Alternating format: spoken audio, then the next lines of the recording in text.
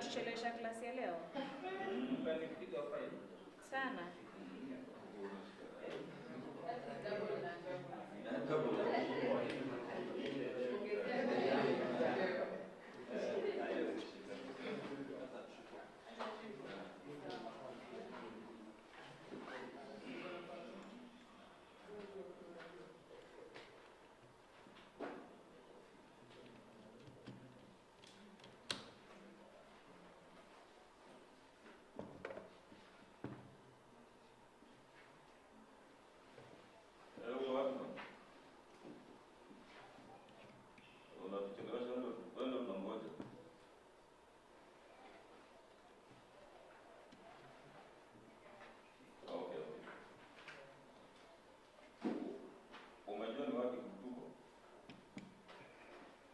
Inawaziba screen hii. Okay. Inawaziba screen. This. Inawaziba screen. Unaipa na karibu kando hapa karibu na KMC Inawazibi. kutoka Mombasa pia. Let me just put it down. So kuja hapo kwa video. Hivi building inaitwa namna gani? Trans Towers. Trans Towers. Trans.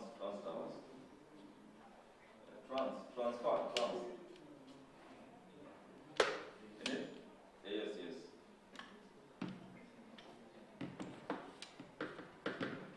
Ukitoka kwa ndani ya stadium. Unaingilia hapo hiyo kanjia kwa kando KMC. Huko Mombasa. Yeah. Okay.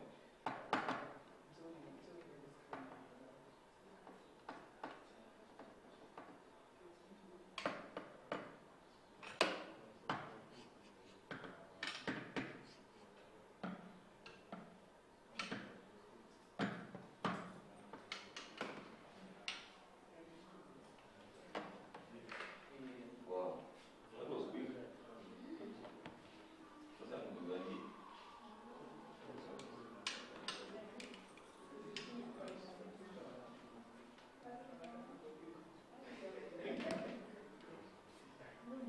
Look, here's the first one. All of it was blessed.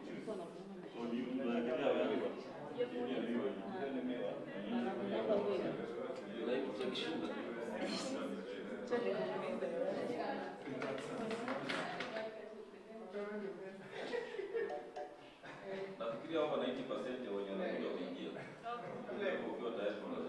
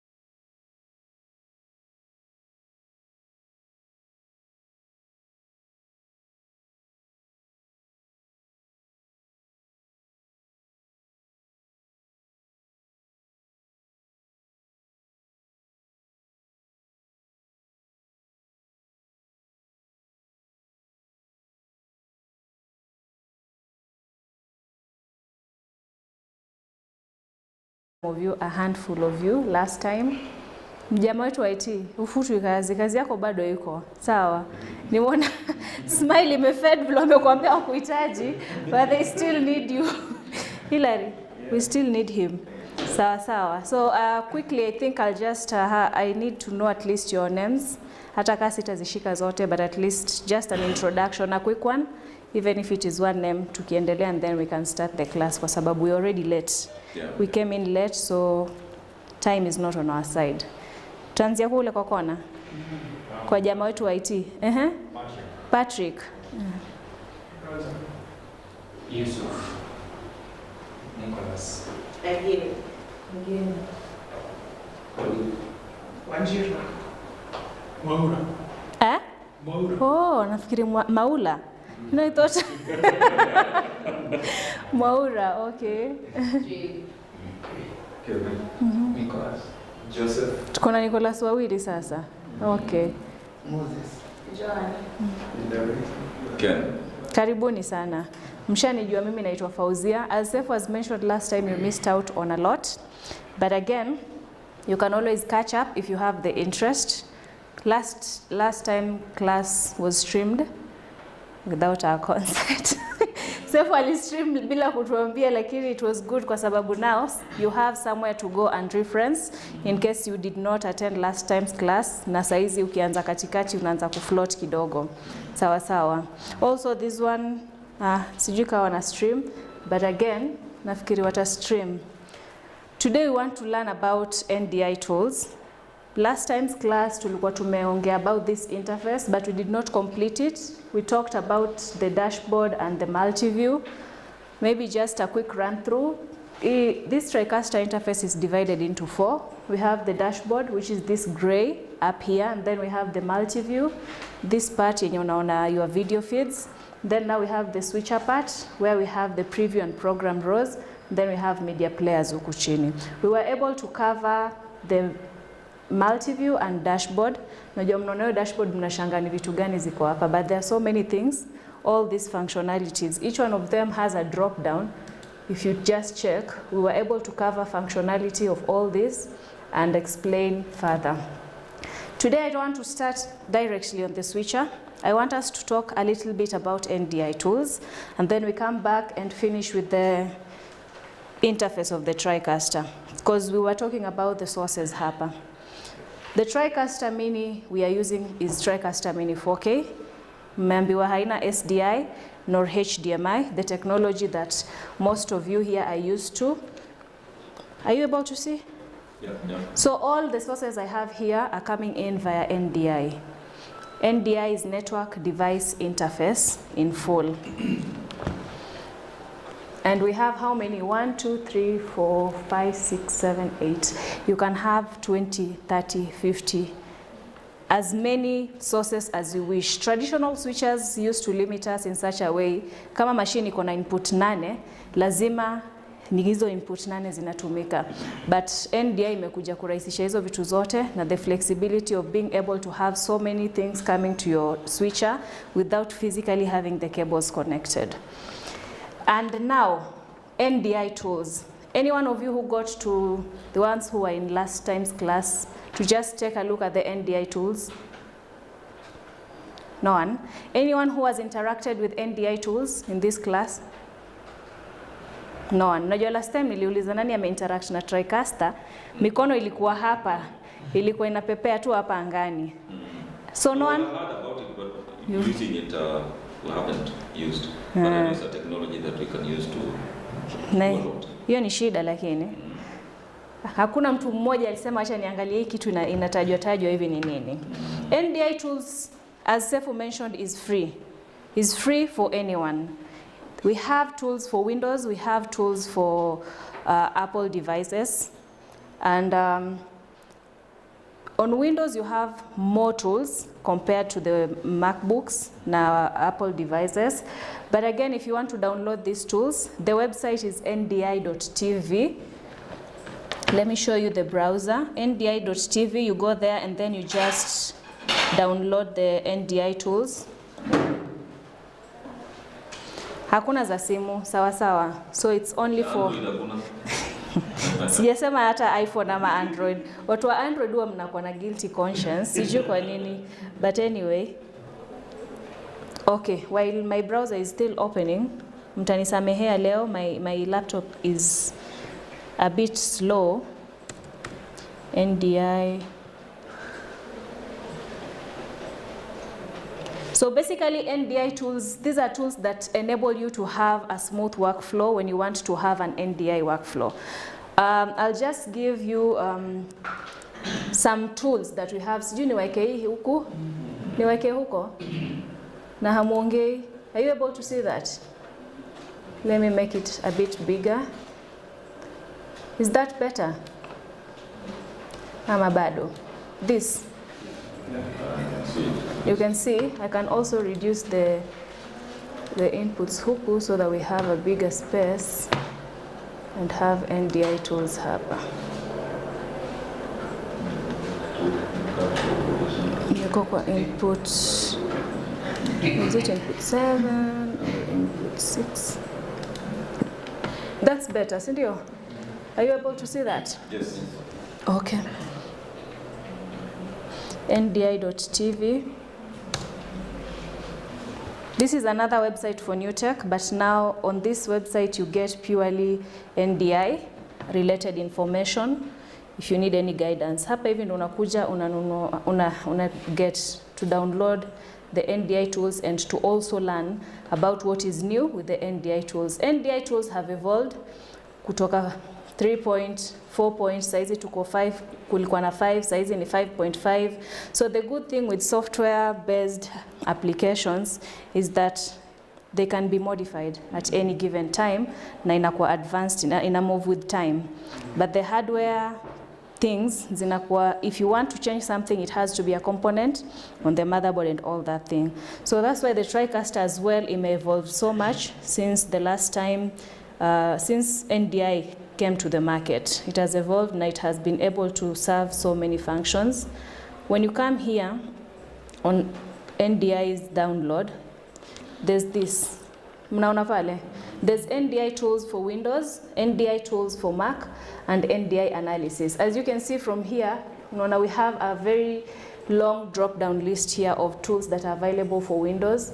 You click download and then that's it. It will ask for some few information when you're trying to install it, just your name, company, what are you going to use the tools for, and then that's it. And then you'll be able to install it. And then if you have a Mac PC, Rogers, uko na Mac?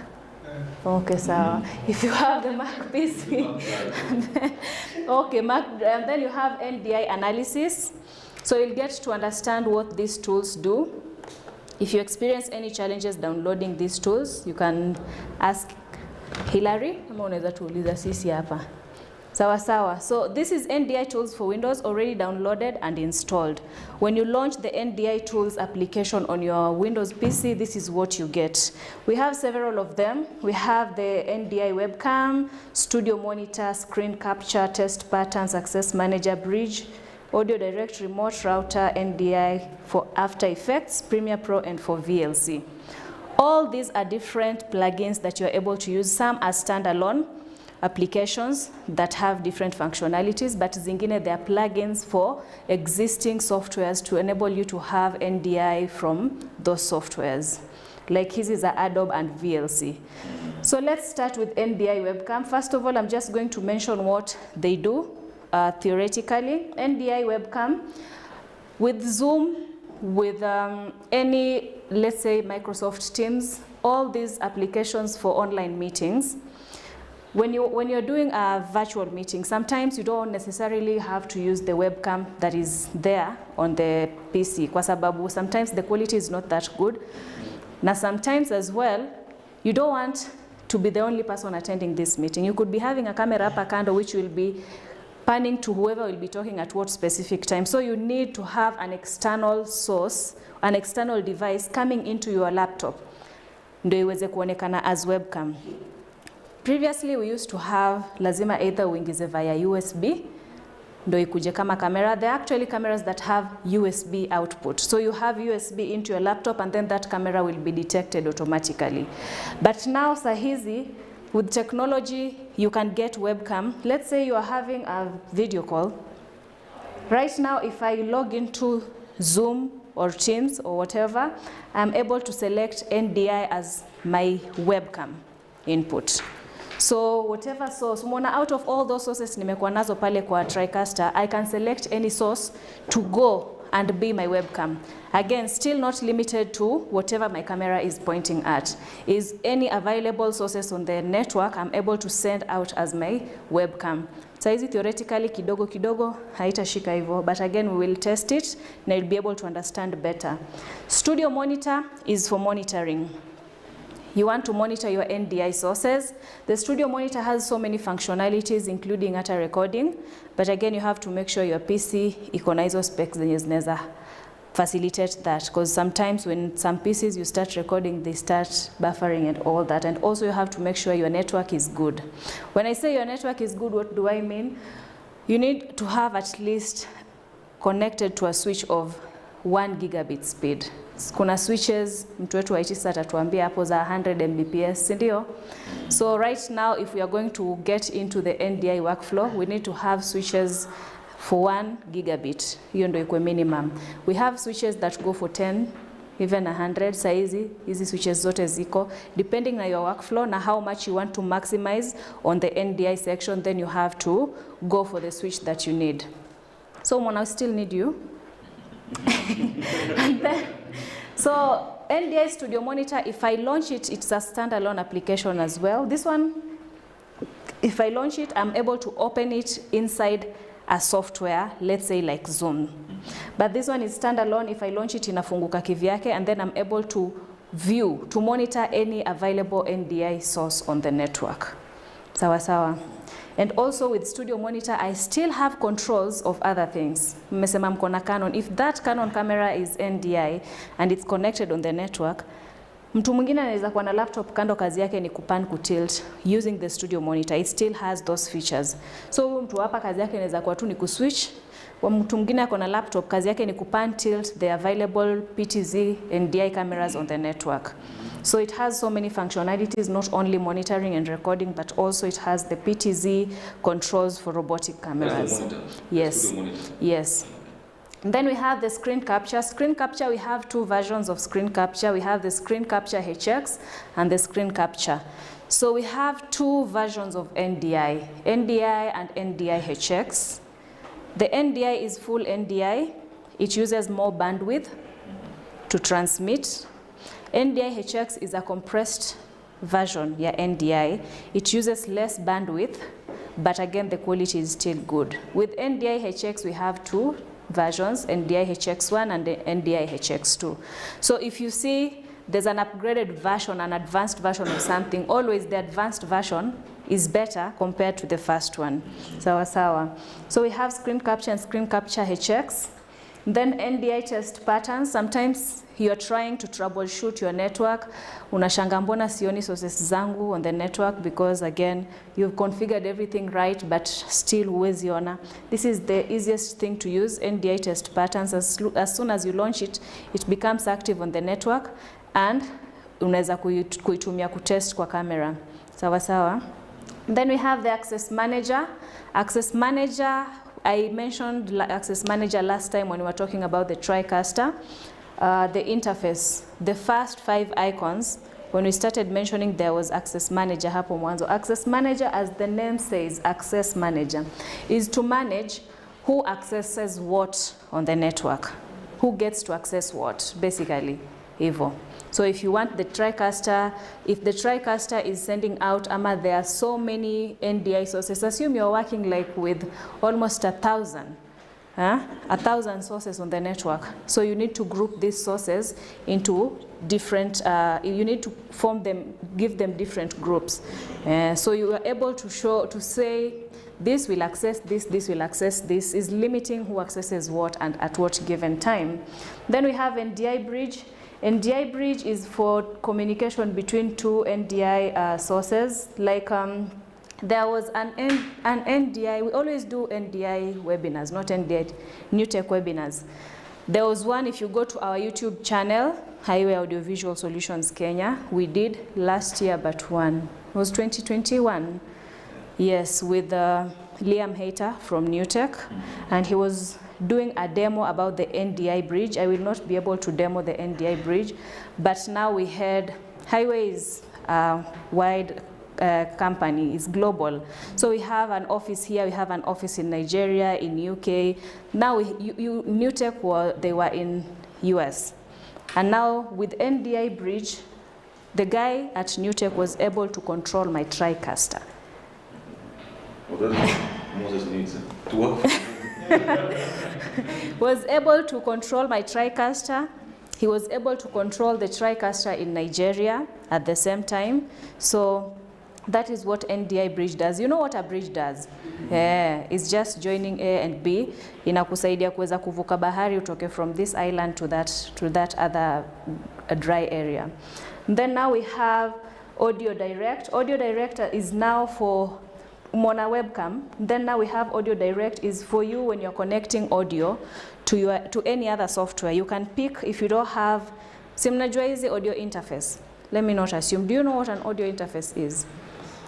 There are audio devices that enable you to capture audio into your PCs.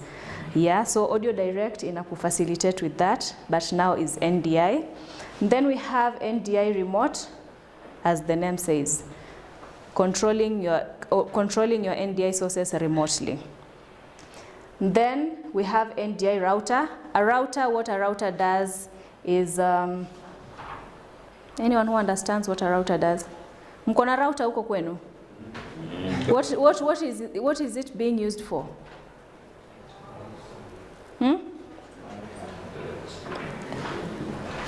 Mko na router huko kwenu? Mnaitumia kufanya? Si router ya Wi-Fi. Si router ya Wi-Fi, router ya video. Do you have a video router? It's like one source can go multiple destinations. Yes, that is what routing is. This can go here and here and here. It necessarily doesn't have to be one channel. Yeah. Then we have NDI for After Effects and NDI for Premiere Pro. These are plugins. When you have licensed Adobe CC. Sawa, licensed. Get that. Najua watu wetu wengi vitu ziko cracked, like our heads are cracked as well. Tafadhalini, I think you will be able to but you see, the problem is Adobe is not licensing people in Africa to buy that. So that's the problem. So that's why we have to crack this. I don't understand when you say they are not licensing. Yeah, I'm telling you for sure. Huh? Licensing in what way? The last time I tried to access those licenses for Photoshop and what? And those of you remember, isn't it? Yeah, they will not give us a license. They say, okay, your region is not allowed to be licensed for this. I'm sorry you experienced that. Yeah, we are the dealers. Sasa ndo kuja tafadhali. Just come in. I don't know if they'll be able to hear you. Can I give you my microphone? What was the question? They are not licensing. Yeah. Yes, they do. They do. We can help you. We can help you if you need. Okay. Yes. Amejitetea mwanzo sana before niseme vitu zao zote ziko cracked. So you need to have a licensed Pauline. Let me just take my microphone back vizuri. Okay. So you need to have a license. Don't go and crack your softwares and then start saying these things don't work. They work only with the license. What do these things enable you to do? In any TV station right now, if news zimekuja late, let's just say that nowadays people don't depend on TV to be updated on what's going on. People get this information on social media before mwende ku air on news. Sometimes you have something very urgent may happen. Kuna mtu wenu amepata hiyo footage. Ile time ya kuedit, ama someone experienced challenges while coming from the shoot. Amefika late, it's already time ya news. By the time akatikatu vitu, export, achukue flash disk, akimbie pale transmission, aseme ndio hiyo clip ya the next story that is coming up. Unaona kuna kuangana hizo mbio mbio. So with Adobe, these plugins, you're able to pick these sources from Adobe timeline. Yani this guy can just cut, aeke playhead pale, when hiyo story ishasemwa, ana play pim, whatever you are seeing on the output window ya your Adobe software, hiyo ndio inaonekana huko kwa news. After amsha play hiyo clip yake, now he can have the time ya because I know sometimes rendering, exporting, it takes time. So you don't necessarily need to export to be able to see. You can play directly from the timeline and just be able to pick it huko. Graphics sometimes, you can have just graphics designed on the timeline pale. You just pick everything via NDI. Oh, is that now what like international news agencies do, like CNN and whatnot? I don't know what they are using, but what I know is they have already adopted technology. Huku nje, like I told your colleagues last time, whatever you people are learning, whatever I'm teaching here, ni vitu zenye watoto wanafunzwa from, unasikia? Sai class yenu hii ingekuwa imejaa watoto wamefika hapa. Bado mtoto anacheza na viatu zako akamwambia viatu ni vizuri, lakini ashajua Tricaster ni nini. Kwa sababu they try to identify talents from a very young age na the interests za watoto, and then they start nurturing them from very very young age. Sisi wengine tunamaliza hata high school na college. Yaani tumeenda shule kwa sababu ya wazazi. We don't even know, do I really want to do this thing? So out there technology is being used. In schools, nisema Tricaster zenye sisi tunatumia huku, hata huko shuleni haziko. They have the very expensive Tricasters, hizo ndo wanafunzi wanatumia kwa shule. They have very high end. Kwa shule za majuu ukisikia there is a media team, it is a media team that can run a TV station. Not media team yenye inaweza fanya project za shule and then that's it. Sisi watu wetu hapa hivi Kenya Mass utasikia ni media team, but again if you take them to a TV station is a challenge kwa sababu of the experience na exposure. They are only used to vitu zao zenye ziko pale ndani. So hiyo inatusaidia hapo Adobe Premiere Pro and After Effects. After Effects inatusaidia in what way? Right now After Effects you're able to design and edit, to be able to even edit some, what is it called? Animated buffers on the After Effects and export them in a way they can be used in the Tricaster in accept hizo formats. But still again you can also be able to play directly from it. So if you have a fast PC, so ile PC yenye lazima u export ukianza kuplay inaanza kupumua kwa sababu we have those incidences whereby lazima you have to render fast ndo clip yako icheze vizuri kwa sababu ya RAM ya PC yako or whatever machine you're using. The memory cannot perform all those things at a go. You must export hata wewe mwenyewe ndo ukae usikize hiki tu nimefanya, was it what I wanted, because utapata mistake pale ndani yenye haungeza ona because you are not able to play back before doing that. Then we have NDI for VLC. VLC can be used for playback. Right now in most TV stations wako na a dedicated playback system kando whereby you feed it with those pre-recorded clips and all this zenye mtu anacheza. VLC you can pull, unajua with VLC you can pull a stream and be able to play it back. So once you install these NDI tools, all this information iko hapa just for you to be able to read, but it doesn't mean you launch them from here. When you install, tayari hiyo plugin inaenda kwa software. It detects this PC machine iko na Adobe that is licensed, it installs the plugin. In fact, when you start installing NDI tools in a machine na VLC or Adobe ziko on, itakwambia you need to close them first kwa sababu ina need to install those plugins. So we are together mpaka hapo. Now let's start with all these NDI tools. When you just hover your mouse over it, you get some information. And then now we have a learn more button as well pale. If you click learn more, hizi vitu hata you can learn by yourself. Inakuelezea what this specific application is for.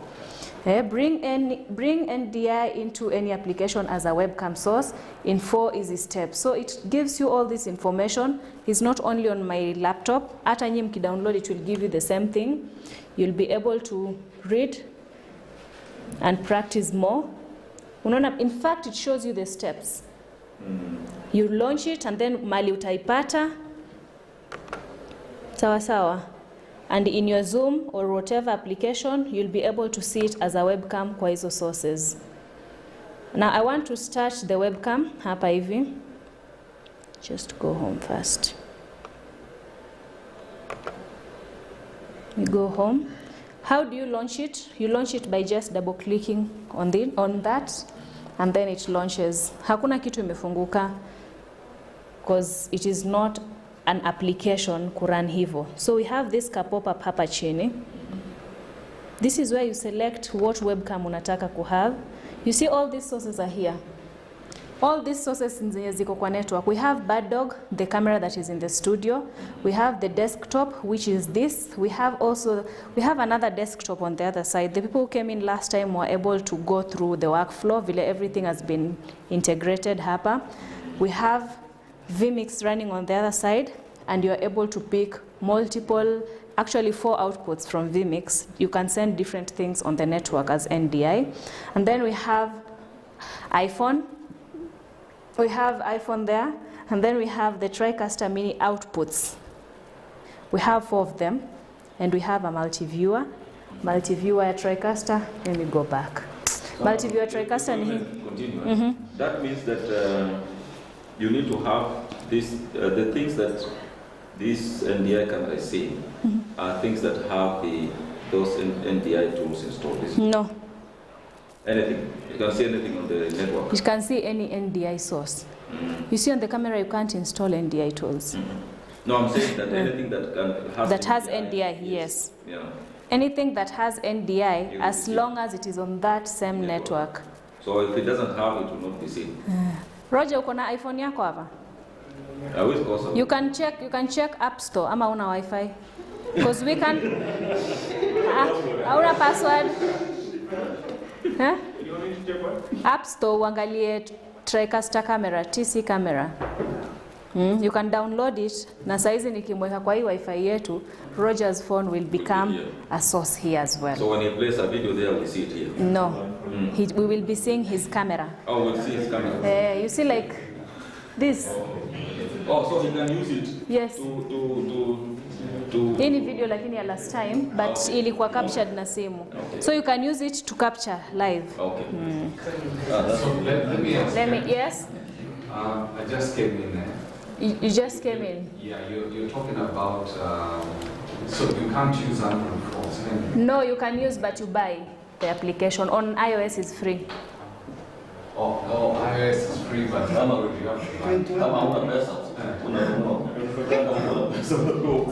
But this means if you want to, if you want the source to be, take for instance, you're dealing with somebody, just any other person, that person has to buy the software. Yeah, but the software is like 2,000 shillings. If you have a good camera, I'm so sure you can't get any professional camera with 2,000 shillings. True. What I'm saying, now in case you want to do like, you're doing interviews with somebody who's outside, or any person, because with an iOS, I think it's easily accessible. So with an Android phone, the person you're talking to has to buy the software. They can buy the software, but again, there's also, they can join in via any Zoom link, and then you'll be able to pick them in your Tricaster, either using the screen capture, which I'm yet to talk about, or if your Tricaster, kuna Tricasters, the latest model saizi, they have Zoom in the Tricaster itself. So they don't necessarily need to buy that. Yeah, if you're using these other professional softwares for meetings, Microsoft Teams, Zoom, then they don't need to. This one is just to expand your productions. There are places where professional cameras are huge, are massive to get. There are some shots that you can't go close to get with a professional camera. But if you have a phone with good quality camera, then it's easy for you to achieve anything. You can actually do a whole production with just cameras. Let's say, for example, our churches in Kenya. Churches are very, very big. If we say professionally, if they are supposed to be able to capture these things vizuri, they are supposed to have at least, some of them even 10 cameras. Unapata kanisa iko na kamera mbili. Moja ya pastor, moja ya audience. So whoever is watching at home, they don't feel like wako pale kwa sababu whatever they are seeing is not exactly, is very limited. You're not able to show them exactly. You need to have a camera on the people who are having these instruments. You need to have a camera on the whoever will be singing choir. You need to have a camera on the pastor. So it's so many of them. Now imagine if you have phones, just waumini wako na karibu waumini 10 hivi wako na simu za iPhone ama wako na simu za Android, but with good quality camera. So it's very good. You just have a router that has very good speeds. Like our router here has 5 gigahertz speed, not our normal routers zenye ziko 2.4 gigahertz. So you have that speed, then whatever you are picking pale will be very smooth. Okay.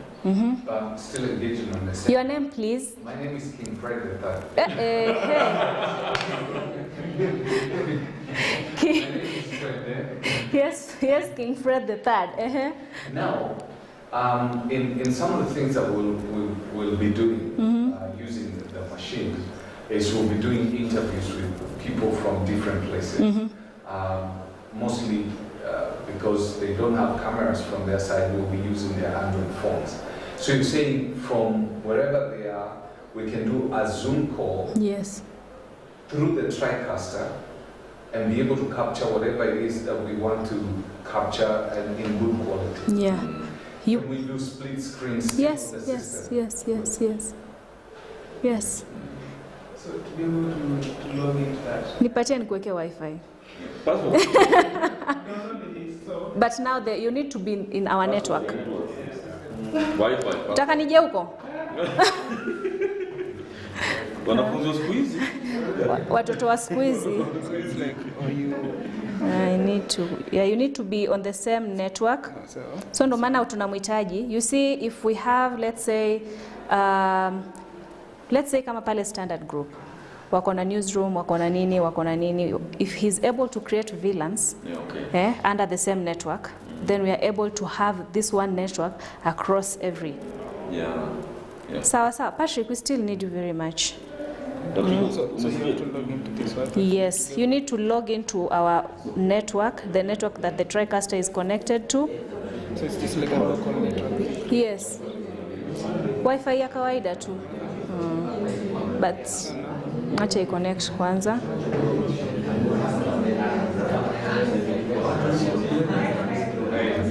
Ngoja kwanza.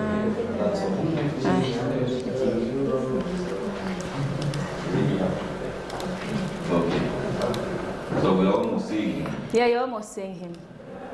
So just because it has Skype doesn't mean that it's limited to Skype. No, Tricaster yetu ndio iko tu na Skype. Yetu nimesema the most recent Tricasters. You have a Tricaster 1 Pro. Is it Pro? TC1 Pro or TC1? TC460. No, 410 plus. 410 plus. Oh, 410 plus haina you'll have I'll have to show you how to integrate na Skype. But again, you can still have Zoom via the screen capture, which still works perfectly fine. Okay. So Fred, you have your Zoom number? iPhone 2. iPhone 2. Umepress your button ya blue? I pressed it like a tap. Is it? There you go. You can see. Umemwona? Yes. Sasa ni celeb. Okay.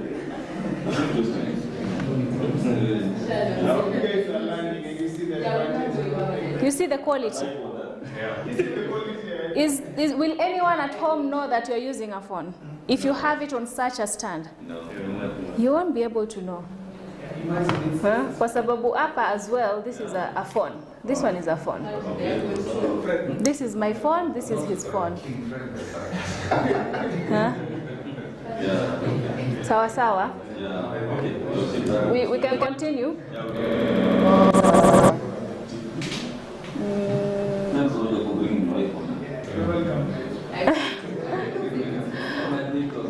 Anawambia you're welcome.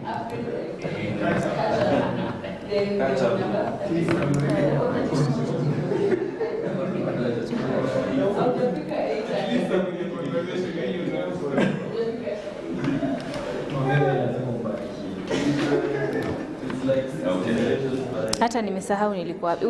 You have exhausted your questions. We were talking about At least for now. At least for, yes, at least for now. Saizi, you're satisfied with the feedback? Oh, okay, sawa sawa. We were talking about the webcam, sindio? So webcam, once you have it running on, let's say laptop ndo nataka kutumia for Zoom. yes. Once I have it running, then nikiingia kwa Zoom, when I start selecting the sources, instead of having your webcam, it will have your webcam and it will have also NDI camera. Okay. I don't know if my Zoom will be able to let me just check if I can be able to run my Zoom application here. While I'm still running my Zoom application, any question on the webcam? We can start talking about the studio monitor, sindio? So using the same webcam, you can also be able to capture the screen. No. There's always Umeenda mbele hata tujafika huko. Tunaelekea next tool after studio monitor now. We will talk about how you're able to capture the screen. Any other question before we move forward? Tuendele mbele. Roger has a question. Yes, Roger. I was just confirming. So these are the tools for PC, right? Yes. So when you go to Mac, you can get like Final Cut and stuff, right? No. You don't get Final Cut. Kwani Mac haichukui Premiere Pro? Like, Final Cut is not an application for Mac only, is it? Yes. It is.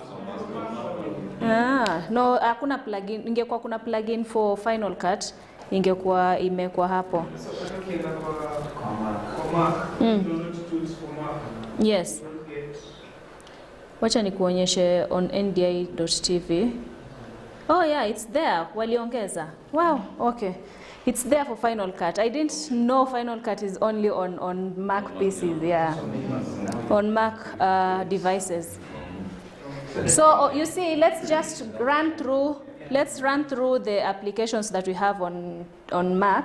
We have the video monitor, virtual input. Now, virtual input is the webcam on Windows.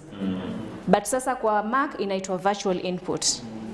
And then now we have scan converter. Scan converter is the screen capture on Windows. So they still do the same functions, but naming is also different. Now, kuna test patterns. There's still plugins for Adobe Creative Cloud. And then we have the NDI for Final Cut, Access Manager, and the HX driver. Sawa sawa. I didn't read that. Okay.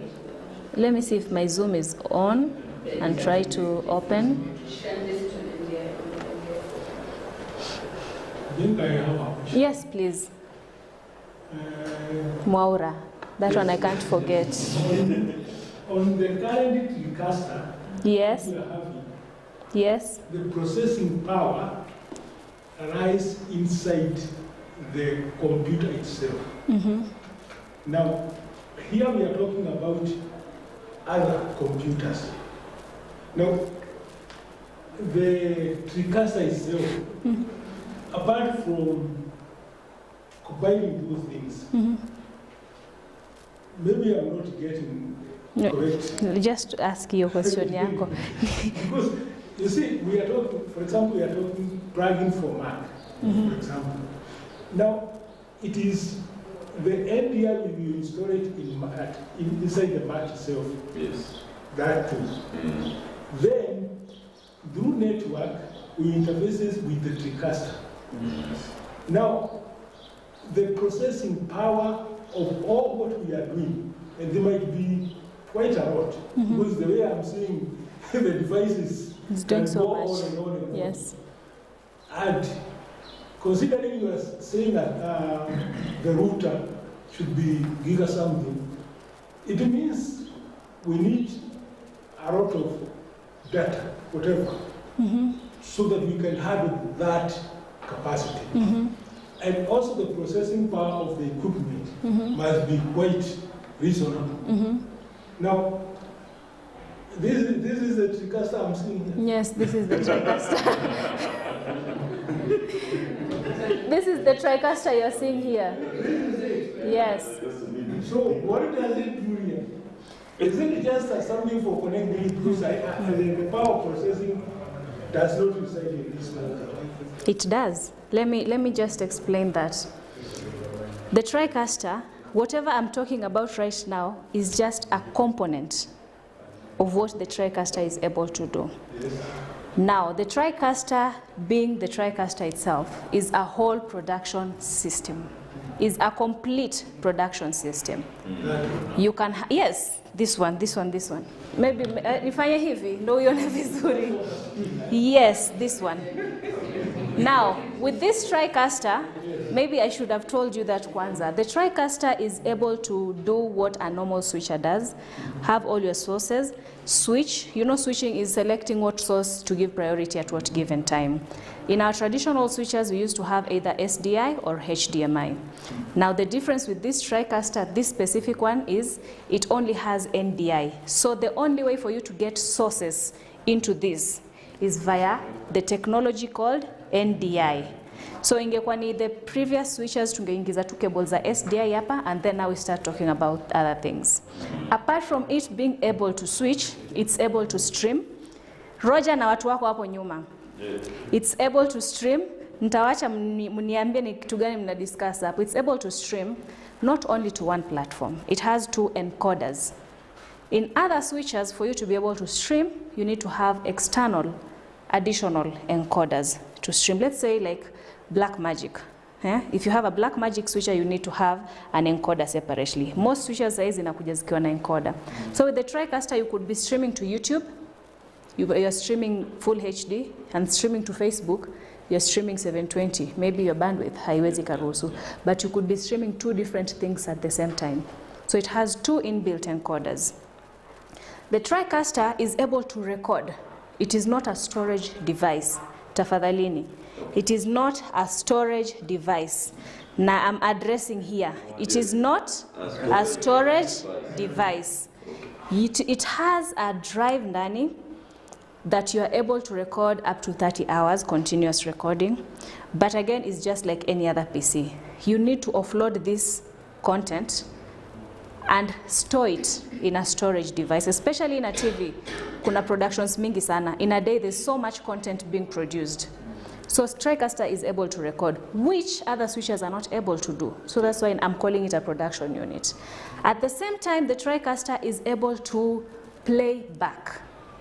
It has things called DDRs, digital disc recorders, that you can pull any source that you have. Let's say those news bites, those clips, pre-recorded clips for feature stories or whatever, you load them here. You just play them back from the Tricaster.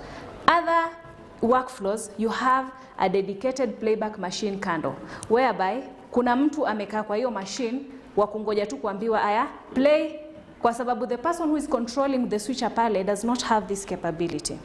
So now with this Tricaster ya sahi, it has teleprompting. You're able to load your script teleprompter into this Tricaster and control it from there. Hii imetoka kwa Tricaster. So whoever is sitting here can be doing everything. Yani anaweza fire everyone. You still are able to do graphics. You're still able to do graphics from the Tricaster. You're still able to control. If you have robotic cameras in the studio, all cameramen are fired. If you have robotic cameras in the studio, then you're still able to control. Pan, tilt, full controls. Pan, tilt, zoom, iris adjustment if the cameras are NDI compatible from within the Tricaster. So this is, NDI tools is just a small component to expand your workflow and how best you're able to maximize the current technology with your machine. Because all these things, they used to be there previously, but again, how we used to get these sources to our existing machines, ilikuwa ni either physically via HDMI. So is it this one PC, I can capture screen and send my source here the way I've just done. This is my PC, sindio. At the same time, this PC, I can be attending a Zoom meeting and still have NDI source ndani pale as a camera. So it can do multiple things at a go. If this PC, I can still be able to record whatever I am doing on my PC with NDI tools. So it all depends on the performance of your machine. But NDI tools are very, very light. They don't require a lot of bandwidth. So if you start having cameras up on utajua, are you using cameras that have NDI or NDI HX? And if it's NDI, ni bandwidth ya kiasi gani for each camera? If you have a 1 gigabit switch, and then you have 3 full NDI cameras, pengine moja inatumia 150 Mbps or something. So you need to have and still have a headroom. Sasa hapo hivyo, Patrick, we still need you. Very, very much. Yani nakuonyesha how relevant you still are. So the Tricaster does so many things. Saka kakitu kadogo hivi. And that's why it costs as much as it costs. Hii kitu moja hii inanunua gari ngapi? Probox 2. Hii. It's around 1.4. Yeah. Nimekujibu Mwaura.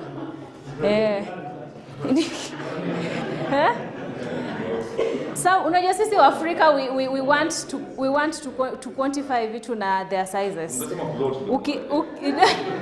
Ukienda mahali upatiwe chakula, mtu anauza chakula ndo unanichaji pesa. Kumekuwa na memes zikienda around how these 5-star hotels serve you, and then when they bring you the bill you're like you want to just die kwa sababu unauliza hii tomato sauce ya kuchorwa hivi kwa sahani ndo nimechajiwa this much, kwa sababu wamechukua tu ka chocolate wakatoboa wakafanya hivi wakaniweka kuki moja hapo hivyo na kachai. Hii chai imekuwa 200 sasa.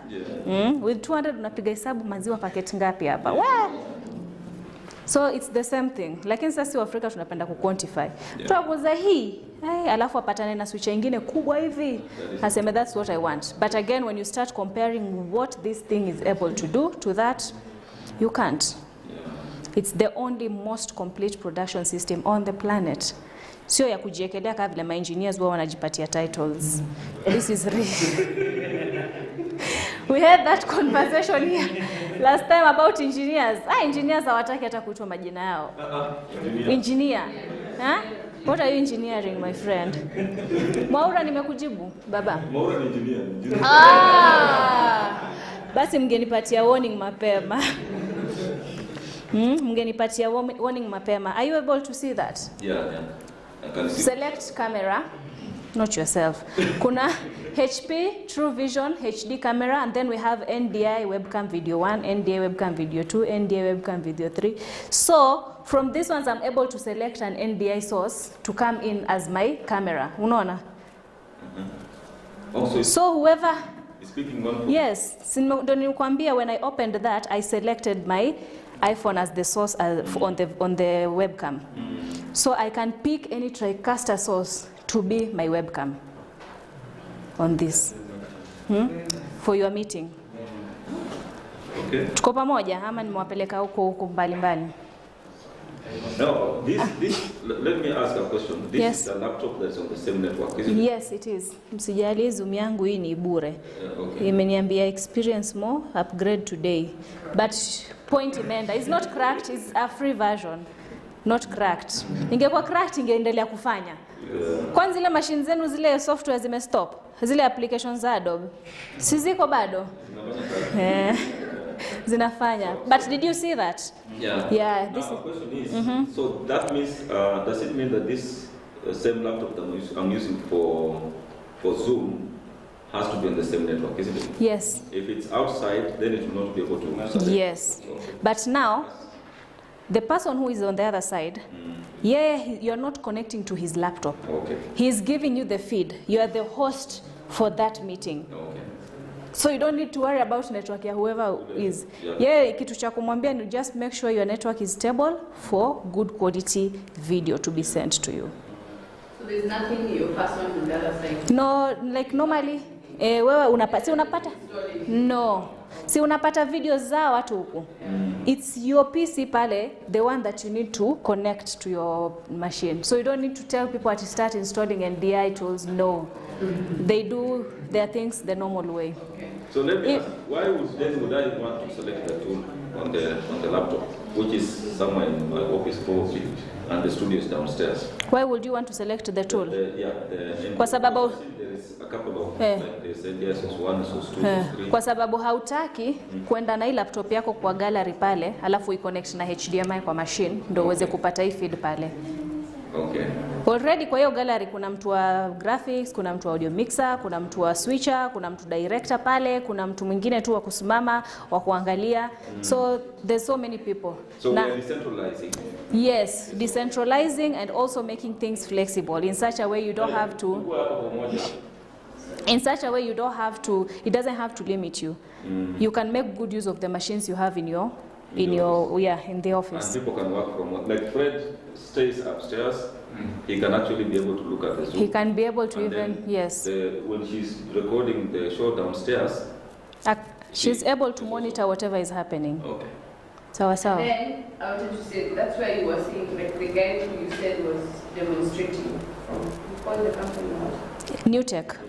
NewTek, So does that yes. mean, like if one of us travel, you can, and your phone has access to this, you can do a story and we see it You need to be on the same network. on the same network? Yes. For security. Now I will get to that because there's another technology called SRT, Yes, which yes. we don't have time. I I think I know where she's coming from. That simply means if somebody is in Uganda, Munta kufanya kazi ya live view. if you want to do, you want to send, you want to do an interview with them, you can do it via Zoom. Yes, you can do via Zoom. You can do via Zoom, and then when it lands here, then Speaks. yeah. Well, Uganda and Karibu, mtu wako London huko, is just sending them a link. Yeah. Like the normal online meetings watu na attend.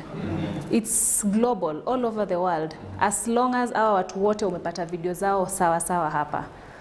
And now for TV you have to direct these people before, kwa sababu watu wengine wao waneka kamera inakaa hivi au wako huku. So it's just how to position their webcams. Kuna wale watu wenye wanajua. So you just have to direct them at least before. Usiku unaingiza mtu na anaenda live, unashanga sasa huyu ameweka aje, and the problem is you because you did not communicate to them on how they are supposed to make sure they look like. Sawa sawa.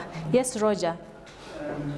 The person who is on Zoom, is they able to see the different inputs? No. They are not able to see it. They are able to see the input you have selected as the webcam input.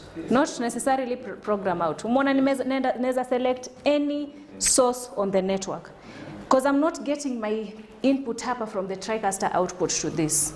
Now that is the flexibility of NDI. It is not limiting you like traditionally this is how it used to be, so you have to get an output into an input. No. You can get any source. I can get an input as an input here. Doesn't have to be program out ndo napata hapa. So it's possible to change the input Yes. while we still like Yes. Yes. So this if I'm talking with somebody on Zoom using this laptop, when I select that source, whatever I'm seeing, that's what they are seeing. That's what they are saying, yes. So in essence, if you wanted to demonstrate something, you can actually select it as a source, and then they will be able to see that on their side. Yes. So you're able to, unajua webcam yako, kuna watu walikuwa wanashika laptop wanaanza kusema, you see this? Yeah. They start showing. Yeah. Ama mtu na simu yako anze kutembea, you see this? Saa zingine hata anatembea, kamera iko on them. They're still trying. Iko wapi hiyo? Unaona sasa? Sasa unaona vizuri, you see? Yeah. So you have everything in one network and you can pick whatever source you want. Okay. Yeah. Kuna question nyingine? Yes. Okay, last time you mentioned something to do with the tally system. Let's say, like let me use the Uganda guy. You say there is a color that appears at the edge of the screen, just to guide your guest on the other side to know when he or she is live. So is that more of a Tricaster component, or what's supposed that? It's more of the Tricaster component. Like you see, Skype is now integrated into the Tricaster. When you're using Skype, not just the normal Skype, so Skype here, Tricaster inaitwa Skype TX. So when you have that Skype, not the normal Skype, I will show you how to configure hizo vitu. We don't have enough time, but not today here. When you have that Skype, it will send information because Skype is integrated in the Tricaster. If you have a Tricaster TC1 Pro, Tricaster TC2 Elite, they have Zoom now integrated.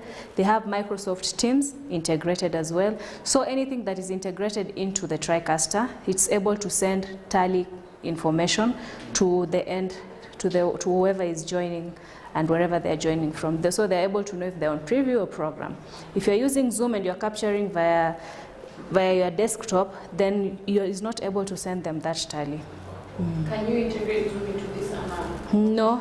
Skype, that's it. Whoever you can integrate like saizi vile tunafanya, but it has to be it has to come within the unit. And you can it's now to just do it. Yes, yes. As a screen capture kando, yeah. But the mliona nilikuwa nimeselect hapa Skype. Did you see that? Yeah. Inputs. Okay, let me just check here.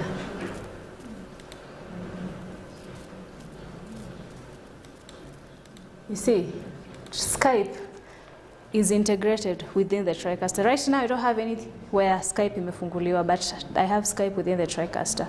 So if I'm able to configure Skype yangu kando na hii Tricaster, and then it will be able to send all that information. Question? Question? Can we proceed? Yes. Okay. Good. So Zoom mmeweza kuona how it functions and meeting for all. All right. Now we have the studio monitor. Studio monitor is the monitor monitoring your NDI sources. So you come here and you learn more. It gives you information again, so you are able to. It takes you on step by step how to configure this thing. So if you don't get it here, if you go and download it, you still have like a tutorial for every application you want to launch. So view or display any NDI video sources across your network in real time. In real time inamaanisha vile zimetoka kwa sources ndo vile unazipata. They don't have to be processed on the Tricaster output for you to get them. Sawa sawa. So if you continue with the arrow, you'll be able to see those other functions, and as well kama machine kangu leo kana hii actually inakuonyesha hadi video. We don't want to watch the video. You people, you'll have time to go download this thing and test on your machines. But now I want to launch the studio monitor. Let me just minimize this and come and launching. I said ukitaka launch, you just double click there on the application itself, and then it launches. Now hii itafunguka kama another application. It will open na Windows. Okay, so this is the studio monitor. You see it? It shows you the IP address. When I come here, I still can be able to monitor any NDI source. So you can select that screen? Yes, I can select anything. Na inaniambia iko on Tricaster preview. Yes. You are seeing that green light here. This is the tally. So on the studio monitor, because it's communicating directly with the Tricaster, and it's a NewTek tool, and a NewTek tool that is inapata communication from this, then when this source nikiipeleka kwa program, is it 3? You just do this. Is it on program? No, it's it's on preview. What did I do? Kwani nimeka nini? Oh, nimeka hii. It's input 6. Okay. Supposed to change that thing sasa hivi. Maybe the communication is a bit slow, but again it has to come with that. Hello. Sorry. Okay. It's supposed to be instant. I don't know why it's not showing when I take it to program. Kwa sababu No, I know why. Is it the same? Ngoja, just a second. Is it the same thing? Yeah, it's supposed to be red. What source do I have there? That is my iPhone. You know, I'm putting this instead of putting. Where's my iPhone? Source yangu ya iPhone iko wapi? Haiko hapa? That's why, because this. Oh, is that? Okay. Ndio hii. I don't know where my iPhone is. Iko kwa DDR. That is a DDR. iPhone. Tricaster camera. Now there you go. Sawa. So here iko on preview, this studio monitor. Then now the source that is in here iko on program. So let me put like input 7 pale. It's supposed to remove that green. But it will send you that tally information. You'll be able to see. And then now that is just one functionality for you to be able to monitor. Now imagine if you have 50 sources.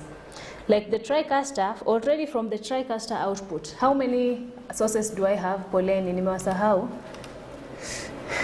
Nikawekea vitu zingine hapo. Sorry, let me just put that and take it back to this. Now, this is just on the Tricaster. I have this camera 3 ni input input 3 on the Tricaster nimeichukua from, where is it from? But it's a source that can be picked independently. Ndo maana inaonekana pale. And then I have mix 1. Tricaster, the mini, this has 4 outputs. These 4 outputs you can route. Kumbuka routing? You can route different sources on the output.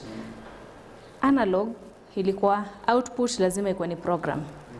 Program ndo inatoka kwa output. But now with the Tricaster you could be having output 1 inatoa program, output 2 inatoa camera 1, output 3 inatoa preview, output 4 inatoa kitu kingine. Mora, tuko pamoja? Haya, sawa sawa. Now that is the Tricaster. Na kuna multi-viewer, na kuna teleprompter. Those are still independent sources that can be picked. Now my iPhone only has that Tricaster camera. If I go to this other desktop hapa hivi, itanipatia vmix 1, vmix 2. If I enable 3 and 4, still I'll have 4 inputs. So hizi tuko na more than 10 tayari. When I come to this desktop, kuna hii na kuna hii remote connection 1. So I can have 2 things. Then when I go to this bad dog, I have the camera. Those are selecting sources. Now when I select that robotic camera pale, mwona kitu inakuja kwa screen? Do you see that? Remember I told you can pan, tilt, zoom, control the robotic cameras from the studio monitor. You see that? And you can have up to 9 presets as well. These 9 presets as well, on the Tricaster, when you're on that source, you can still have presets. This is the source. Unaona hapa kwa PTZ, you can have up to 16 presets. Mnajua what presets are? With robotic cameras, sometimes unajua ile kumove, mtu anaweza kuwa from this point, halafu the next person mwenye anaongea kwa the opposite. So inakuwa ile time ya kumove uende uframe ule mtu inakuwa ni ngumu. So I'd rather unakuwa na preset inakupeleka huko and then just inabakia tu kuframe huyo mtu vizuri. Mostly kama huyo mtu hasongi, unajua huyo mtu this is their position. Presets are totally different from tracking. Unajua what tracking does? Tracking ni nikitembea hivi, supposed to walk with me. It follows me, nafika hapa, nasimama, it stops. When I go back, it follows me again. Sawa sawa. So I can be able to control. So imagine I have like 5 PTZ cameras coming directly hapa. So those presets are for each camera? Or no. This is for one camera, but you can have up to 9 positions preset using the studio monitor. For one camera? Yes, preset 1 inaweza kuwa iko on you, yes, the same camera. Yes. Nikitoka kwako preset 2 iko on Hillary. Tukiendelea hivyo mpaka kule mwisho kwa mgeni. Yeah. You have those presets. So you have one camera yenye itakuchukulia wide shot, but hii moja uko na preset on each person. Yes. Okay. So with the studio monitor you can have up to 9. Okay. But within the Tricaster you can have up to how many? 16. If I click hapa hizi vitu tunayo kamera ikisonga. Umeona? Are you seeing how it's moving? Okay. Yeah. Those are presets. Those are presets ya kukusaidia kuframe haraka haraka. Okay. Tuko pamoja hapo? So you have more controls with the Tricaster, with the NDI compatible units. Mashine yangu leo ndo inanipeleka polepole kidogo. Okay. Haya. Did you see what happened? Mbona kitu happen? That is the web interface for that camera. Sometimes you want to adjust some things on the web interface. Robotic cameras zinakuanga na web interface controls. Sometimes you want to change from auto to manual. You log into the web interface. Ama saa zingine unatumia remote. So with the studio monitor, I am able to access the web interface using this settings gear. But again, from the Tricaster bado, I'm still able to access the web interface. On the device page, if I click that one, it's going to open the same thing.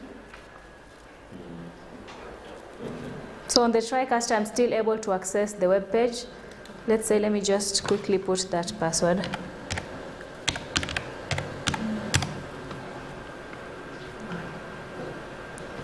Haya. Kwani nimesahau password?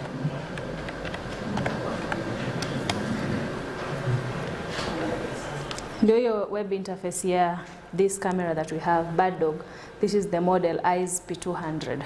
So I'm able to adjust anything.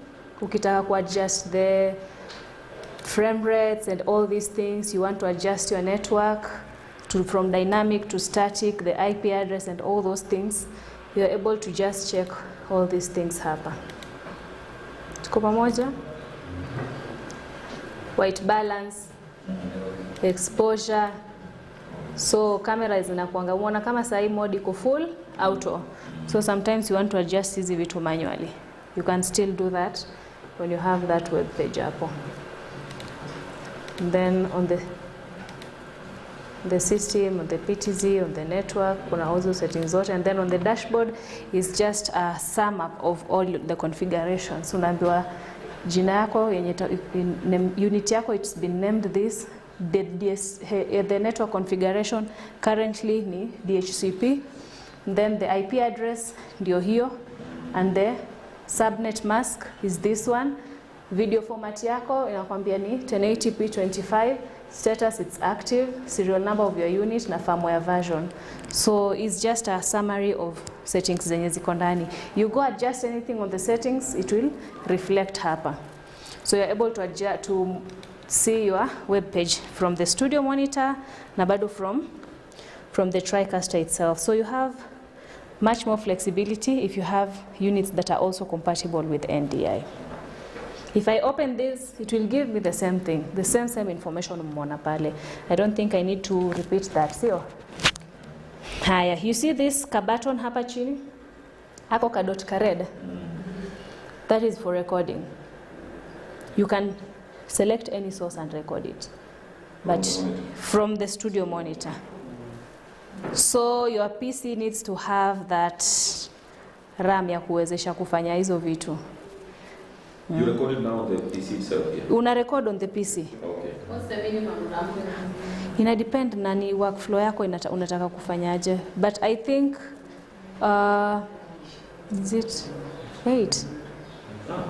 No, 16 is good. You can be recording now. Yeah. Yes, you can be recording different sources. Mnanifurahisha vile mnaiweka sasa kwa workflow yenu huko. Mkunywa juice baridi. Watu wa iPhone wapati homa bana, acha kuniangusha. Acha kuniangusha bana. We are immune.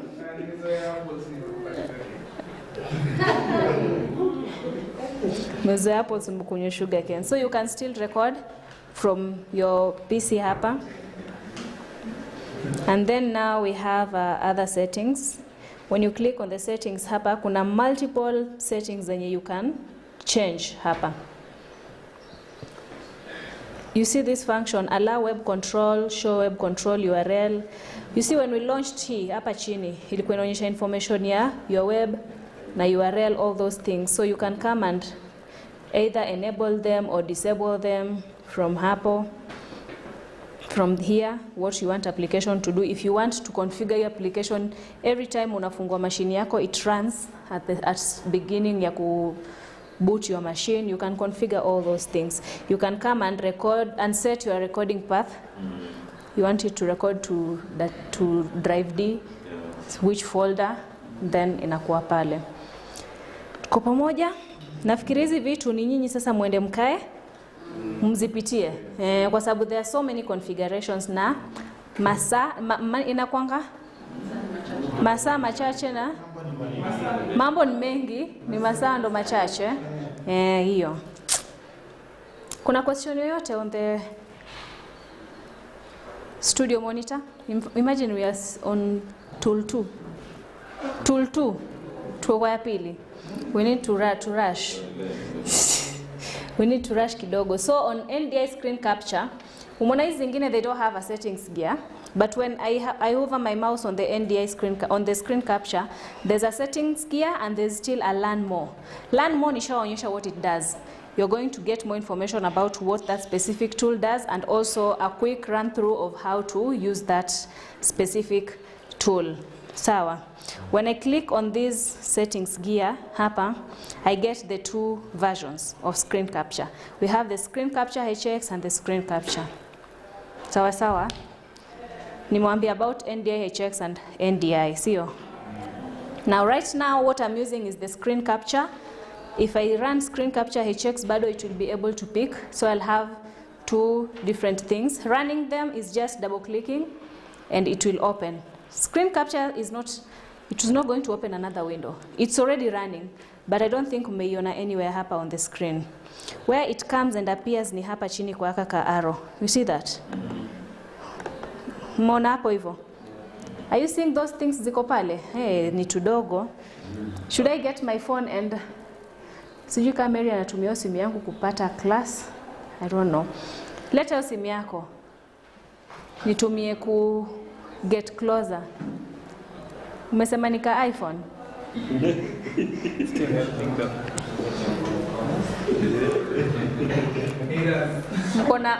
Mkona uchungu sana na simu za wenyewe.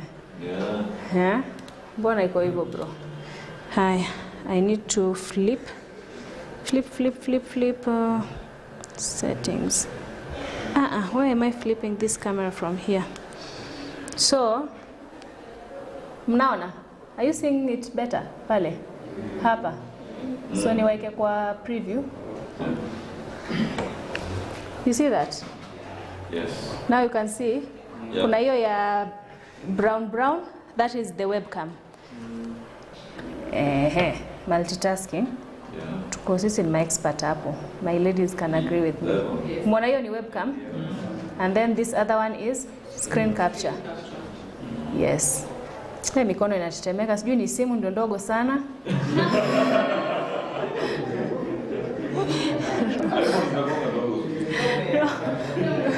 Roger, walikuwa wanataka hivyo. I just wanted you to see people who hawakutaki mazuri. Hater ni wengi sana.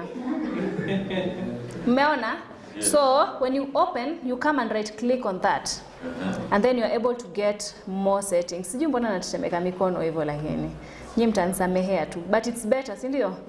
Mnaona much better. So you come here and you set the frame rate. Okay? Then you come here and you set capture settings. Kuna something called region of interest. Yes. Region of interest, when I click configure, kuna kabox kanafunguka. You see this kabox here? Hii kabox ndio ina determine ni nini na capture kwa screen. Nataka muone pale juu what it does. Mnaona kwa program? You see? It's cutting it. So I am able to actually, if I don't want people to see everything on my screen, penye nitaweka ndo penye itachukua. So I'm able to adjust. Unaona? Umeona sasa kitu nimefanya. It shows, yes. So you're able to select what part of your screen you want to show on the network. When recording? No. This is when capturing. You are capturing, sawa. So there you go. Once you're done configuring, you just close it. It will effect the changes. So let's go back kwa hiyo. And now we have capture settings ndo hizo, and then audio source. You can also configure it to capture where the mouse is pointing at that specific time. Then we have audio source. You can select unataka audio inakuja aje. Is it the system audio? If you have an external microphone connected hapo, vitu kaa hizo. And then now we have webcam source. HP, True Vision, which is this, and then webcam audio source, kama uko na another external microphone connected, and then enable KVM control. Last time I mentioned about KVM. Watu mlikuwa class, what is KVM? Watu mlikuwa class, msifanye nianze kuwa point one by one. Najua mmoja kwa Joseph. Joseph anainamisha kichwa alafu anajificha huko nyuma, anataka nisimuone.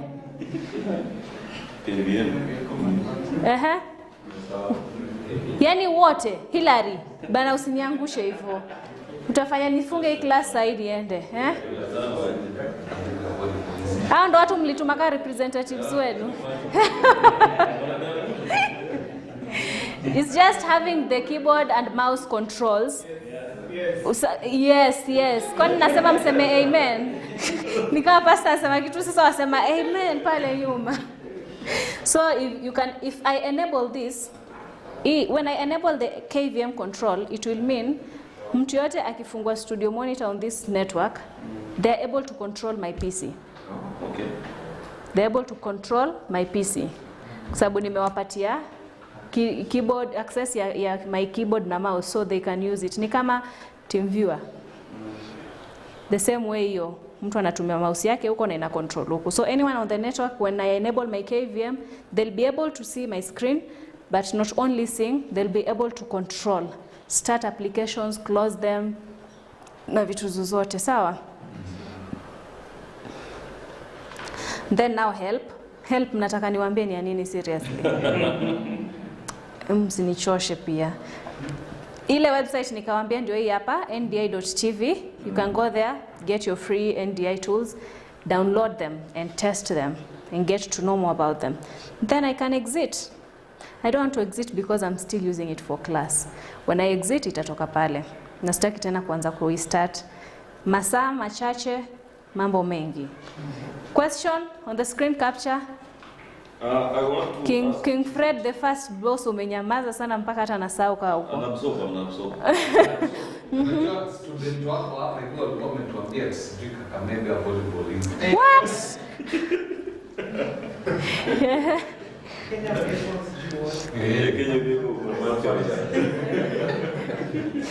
Kenya vehicle manufacturers tena, So now there is a software pattern, remember, which we use for the OBS. Which you can actually be able to capture the screen and then probably be able to stream or do or record that screen. So this screen capture is doing the same thing. Yeah.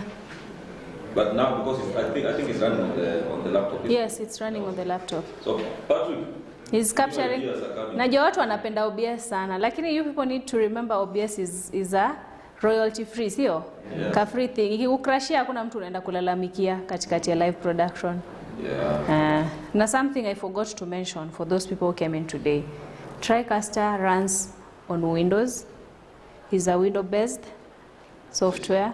But tafadhalini, nisipate mmeinstall antivirus hapa. Don't go and install vitu zenu kwa hii Tricaster. You just void the warranty like that. Yeah. Nilikuwa nawachekesha hapa nikwambia watu wa Hilary walikuwa wameinstall nini? Wameinstall OBS ndani ya Tricaster. So tunaona vituko. Hilary aliweka hivyo. But sasa those are the challenges we face. At least mkonyote hapa hivi hakuna mtu atasema hakuambiwa. Let me give you an example because the one we have in the office TX 810 I think 850. There was a time we actually did Windows upgrade. And what happened is the software would not work at all. Niliwaambia nini? So we had to, in fact it's Sefu who came to disable that thing from going online. And then from that time, we never experienced any other problem. So these specialized machines, they are supposed to only have, it's like, for example, it's Tricaster, only Tricaster by itself, the way the manufacturer. Yes, and the compatible applications. That are already. Yes. And if there's anything, then you come to the professionals. Yes. Tafadhalini. No one will say I was not told. Nisipate mmeenda kutumia browser ya Tricaster, sasa mnaingia YouTube zenu hapo. Or you start downloading things now from the Tricaster. You use it like your normal PCs. It's not. This is a very stunt warning to all of you who are going to lay your hands on this Tricaster. Sababu kuna pesa. A flash disk here. Now my flash disk, that's why I was just about to talk about network storage. This the thing, it's the in thing size. NewTek have their own storage, NewTek remote storage, but there's also a company called SNS. They also manufacture. Last time while take you through, they saw the network storage. The good thing with the network storage is the editors will have their own designation, what as a access, but they'll only access where. Unaona access manager. Yeah. You limit them to their folders. Yes. Mtu wa transmission utampatia access ya folder ya vitu zimeshamalizika.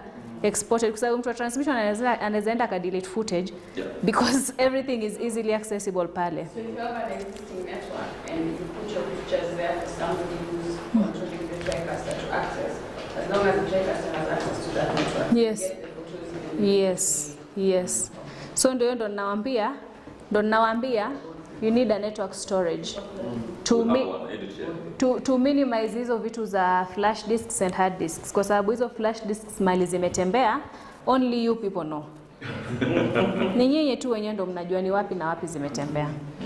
Can we continue? Yes. Question? Yes. Hapo kwa cloud storage, the version we use is called NHT. Do we use that one or there is a specific recommended one? Hiyo tunaweza discuss nikimaliza class. Hiyo, si ndio?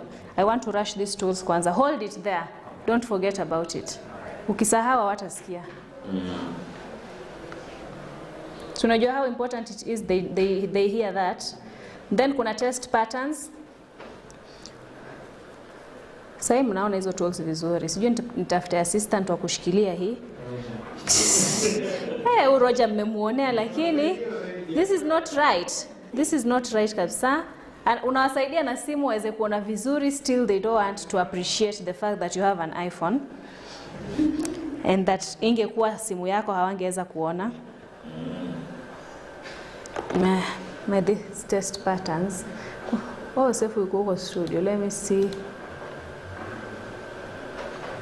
this desktop. Unaona hizo test patterns zote zimefunguka. I think ni laptop yangu ilikuwa ina load bado kidogo.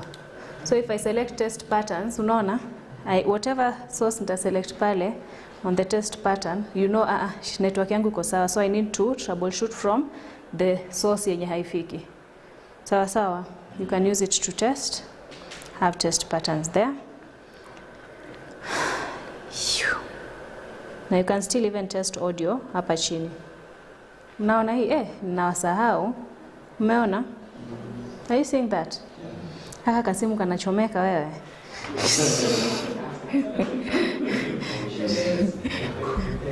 Roger. Sina ubaya kabisa. Mpaka I'm feeling hot. Okay. Then now we have access manager is for limiting who can see what on the network. Sawa. Then we have the NDI bridge, which I won't be able to do a demo for it saizi, but kindly. And then kwa YouTube page yetu subscribe and then you go and see the videos that are there. The reason why you need to subscribe is because we have webinars not only for NewTek, we also have webinars with other manufacturers that we deal with. And there's so much you people need to learn. There's also more videos that we posted there about our trainings that you can learn 1-2 from. Okay? You can check the NewTek webinar we had 2021. Last year we had another webinar with NewTek. This year we'll have another webinar. Tunatumia watu hizi link but hawataki kusoma. Watu hawapendi kusoma by the way. When they need it, when they need it, they'll go for it. And then we have Hati? I'm saying the goodness of it being there digitally. Access it when you remember. Na hiyo time yenye unairemember, ndio ile time uko na shida. Ndio time unaambiwa we don't have time. Mona hapa hivi, that is audio direct. Inakwambia the audio direct includes audio. Hii kamera iko wapi? Iko na auto rotate. If I do this itakuwa sawa. Okay. Sawa. Sawa sawa. Audio plugins for all common applications might include kuna hizo na kuna hizo. Sinimwambia this is just a plugin as well. Kama the other thing, the webcam, you get it on the application when you are using. And then we have NDI remote. Hey. Kuna joto hapa kwa hii darasa. Ama it's me where I'm standing. Ni simu. You can create a remote connection. Lakini mbona nimeanza kuhisi joto vile nimeshika hii simu? Hebu shikilia hii simu.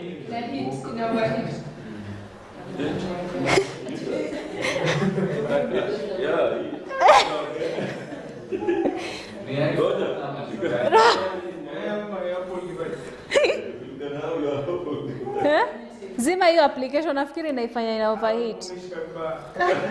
Basi njoo kwa assistant wangu hapa Roger. You can create a remote connection and send a link to people wenye wako mbali, or also you can receive invitations ya remote.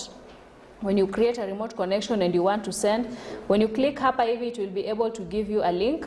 You see, invite someone to share their camera or copy invitation link to the clipboard. So you can copy invitation link na uwatumie. When they open on the other end kwa browser, then they are able to connect with you. On the same network? No, nje. It's remote connection. Sawa. So you are able to send and receive invitations from anywhere. And then we have the NDI router. For NDI sources, you can have source all routers zinakuanga na source na destination. Sawa sawa. You can have source 1 iko kwa destination 1 ama source 2 iko kwa destination 2. What time is it? Poleni. 7 minutes to 1. Wow. So we have 7 minutes to finish this class. Na nataka tumalize hii tool so that I can rush you through these two things. Is it possible for you people to download NDI tools and take a look at them and test them? Kwa sababu vitu zimebakia hapa hivi, I think they are self-explanatory, like the router is to select hii router inatoka, hii source inatoka hapa, I want to send it to this destination. And then plugins, I can test. No, NDI tools we have for Windows and Mac. Not iOS and Android. I will test one more tool, which is NDI for VLC. If you click it, it will just open for you how you can use it. But since I had installed it and I also have VLC, I will run my VLC player. Mna bahati VLC ni ya bure, ingekuwa ni ya kulicense pia hii.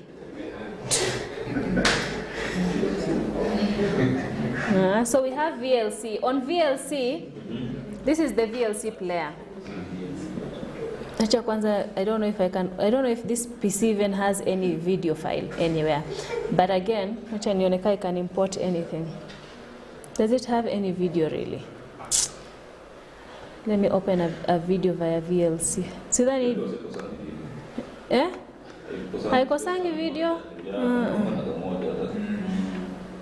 Sikia volume. Sikia watu.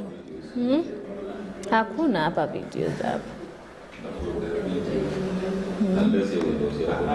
Unless hai yangu ni licensed. Mimi situmii vitu cracked, my friend. Sina any libraries, videos. Okay, so we have hizi ni captures. Ule nana to distract huko nyuma kweli, sio?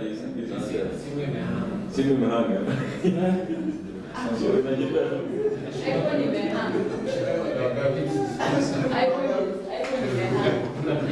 No, inaacha the last frame when you exit the application. Haijahang. Sawa, nitamtetea hapo. So let me open this video with VLC player.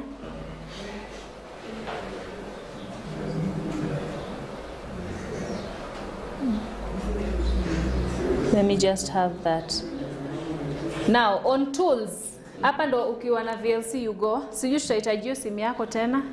Mnahitaji? Mnahitaji simu yake? Kwa sababu nataka niwaonyeshe hizi menu. Mnaona?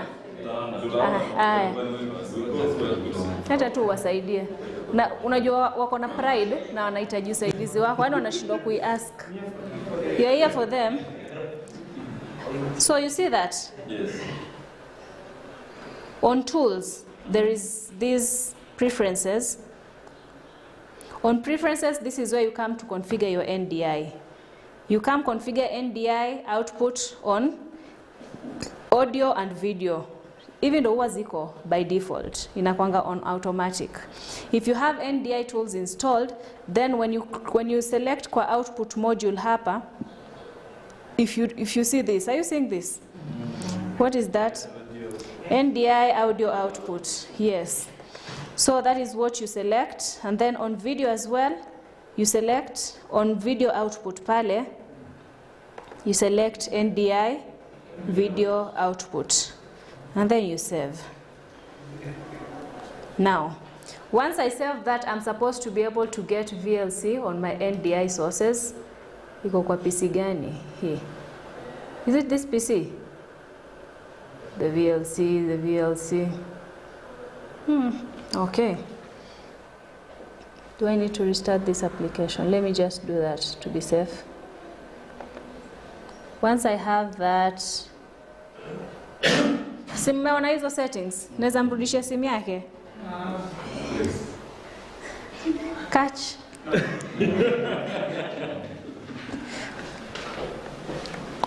Ilikuwa imeblock some things hapa. Allow. Let me allow that access.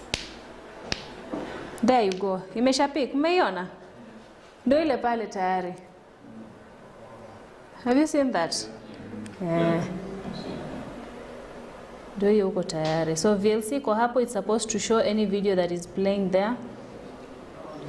But the video is what? Si ndio hiyo, nashangaa hiyo video mbona haiko hapo? No. Oh, that doesn't have anything. Yeah, no. Sawa sawa. It's a blank video. It's a blank. I think that ebu nione kama hii. Let me get this one open with. I know why. Kwa sababu hiyo ni screen capture. Hii pia mnanichanganya kweli. Nafikiri that one is. I don't know why. Huh? No, I'm supposed to pick VLC there. VLC, I'm supposed to pick it there. Sometimes easy configurations, you have to make them before you start your session so they have everything connected. So what you are seeing here right now ni the studio monitor. Ndo unaona pale. You understand? Now this video is not playing here. You won't see the video here kwa sababu it's playing. It's the output imeda NDI. Yes. Inatoka via NDI. So it's better, it's very much recommendable you set up your network and everything. Ndio hii sasa imekuja. You see? It comes as VLC. So now when I pick VLC, I get the source here. But it doesn't have video. No, you won't see the video here kwa sababu you've selected the output to go to NDI. So this is Liam. That is Liam. Liam, Senior Solutions Specialist, NewTek. He's the one we've been having webinars with. This was one of the webinars. Mnaona hapo juu. This is our CEO in UK, Michael hapa. Then we have, this was Highway Kenya. Tulikuwa tumeingia na account ya mtu hapa. And then we have the video ya Liam. This was a training. Actually, he was talking about NDI bridge. Naona pale? So imagine you have like 4 laptops zote zinakupatia VLC pale. As in with NDI, you just open your mind. Niliwaambia you just need to open your mind. What you think, then it can be. Anything you think of, you can do it. You can achieve it with NDI. NDI is vast. Nafikiri Kenya watu wako na Tricaster, but most of them use only 20% because they don't know what these machines are capable of. Na ni kwa sababu hii information, like this is information that people acquire over a long period of time. Alafu sasa sisi tumekuja classes 2 hapa, and then we expect to have the same knowledge. the same knowledge. Alafu tukitoka hapa, no one wants to follow up ajue, let me go to this website and see what I can learn. Tricaster ikikuja kama hamna challenges, mnajua si ina switch. Ile siku yenye mnaambiwa kwa ile class, mnaambiwa kwa ile class na kuna vile tulikuwa tumeambiwa we can achieve this. Kila mtu mbio. Mimi si wa transmission. Mimi si mtu wa IT. Kila mtu anajipatia roles zake. Anasema sisi tulienda, lakini sasa sisi si watu wa transmission, sisi si watu, is not our area in short. We are not the technical people. Wenye wanarushiwa nini ndio wale hapo, ndio hawa hapa hivi. Hao wenyewe wamelala class. Yes. Hawajalala. Joseph amejeka nyuma ya light intentionally. Yeye mwenyewe anajua haonekani. Na bado hataki Joseph, mbona unajificha? Na he came in very early. Me, I don't know why it always happens like that. You come in early, lakini you leave the front seats unoccupied. You want to sit huko nyuma. Anyone who has any question? We have just exhausted the basic NDI tools. I have one question. Yes, just please. Kind of a clarification question. Yes. The NDI that you showed us today, you've demonstrated a lot of ways you can be able to use NDI. But does that necessarily require for you to have the Tricaster for you to use it? No. So, but when you have the Tricaster, then you can harness the power of NDI to have a lot more. NDI, we have other softwares that have adopted NewTek NDI's ways. vMix has NDI. So if you're having a vMix machine as well, you can use NDI. You could be using NDI for any other. OBS yenu ya free, it also has NDI. Wirecast has NDI. So there are so many applications out here that have embraced NDI. Yeah, but of course, NewTek being the mother, all their products have NDI. All of them. Kuna mtu ana swali? Remote connections.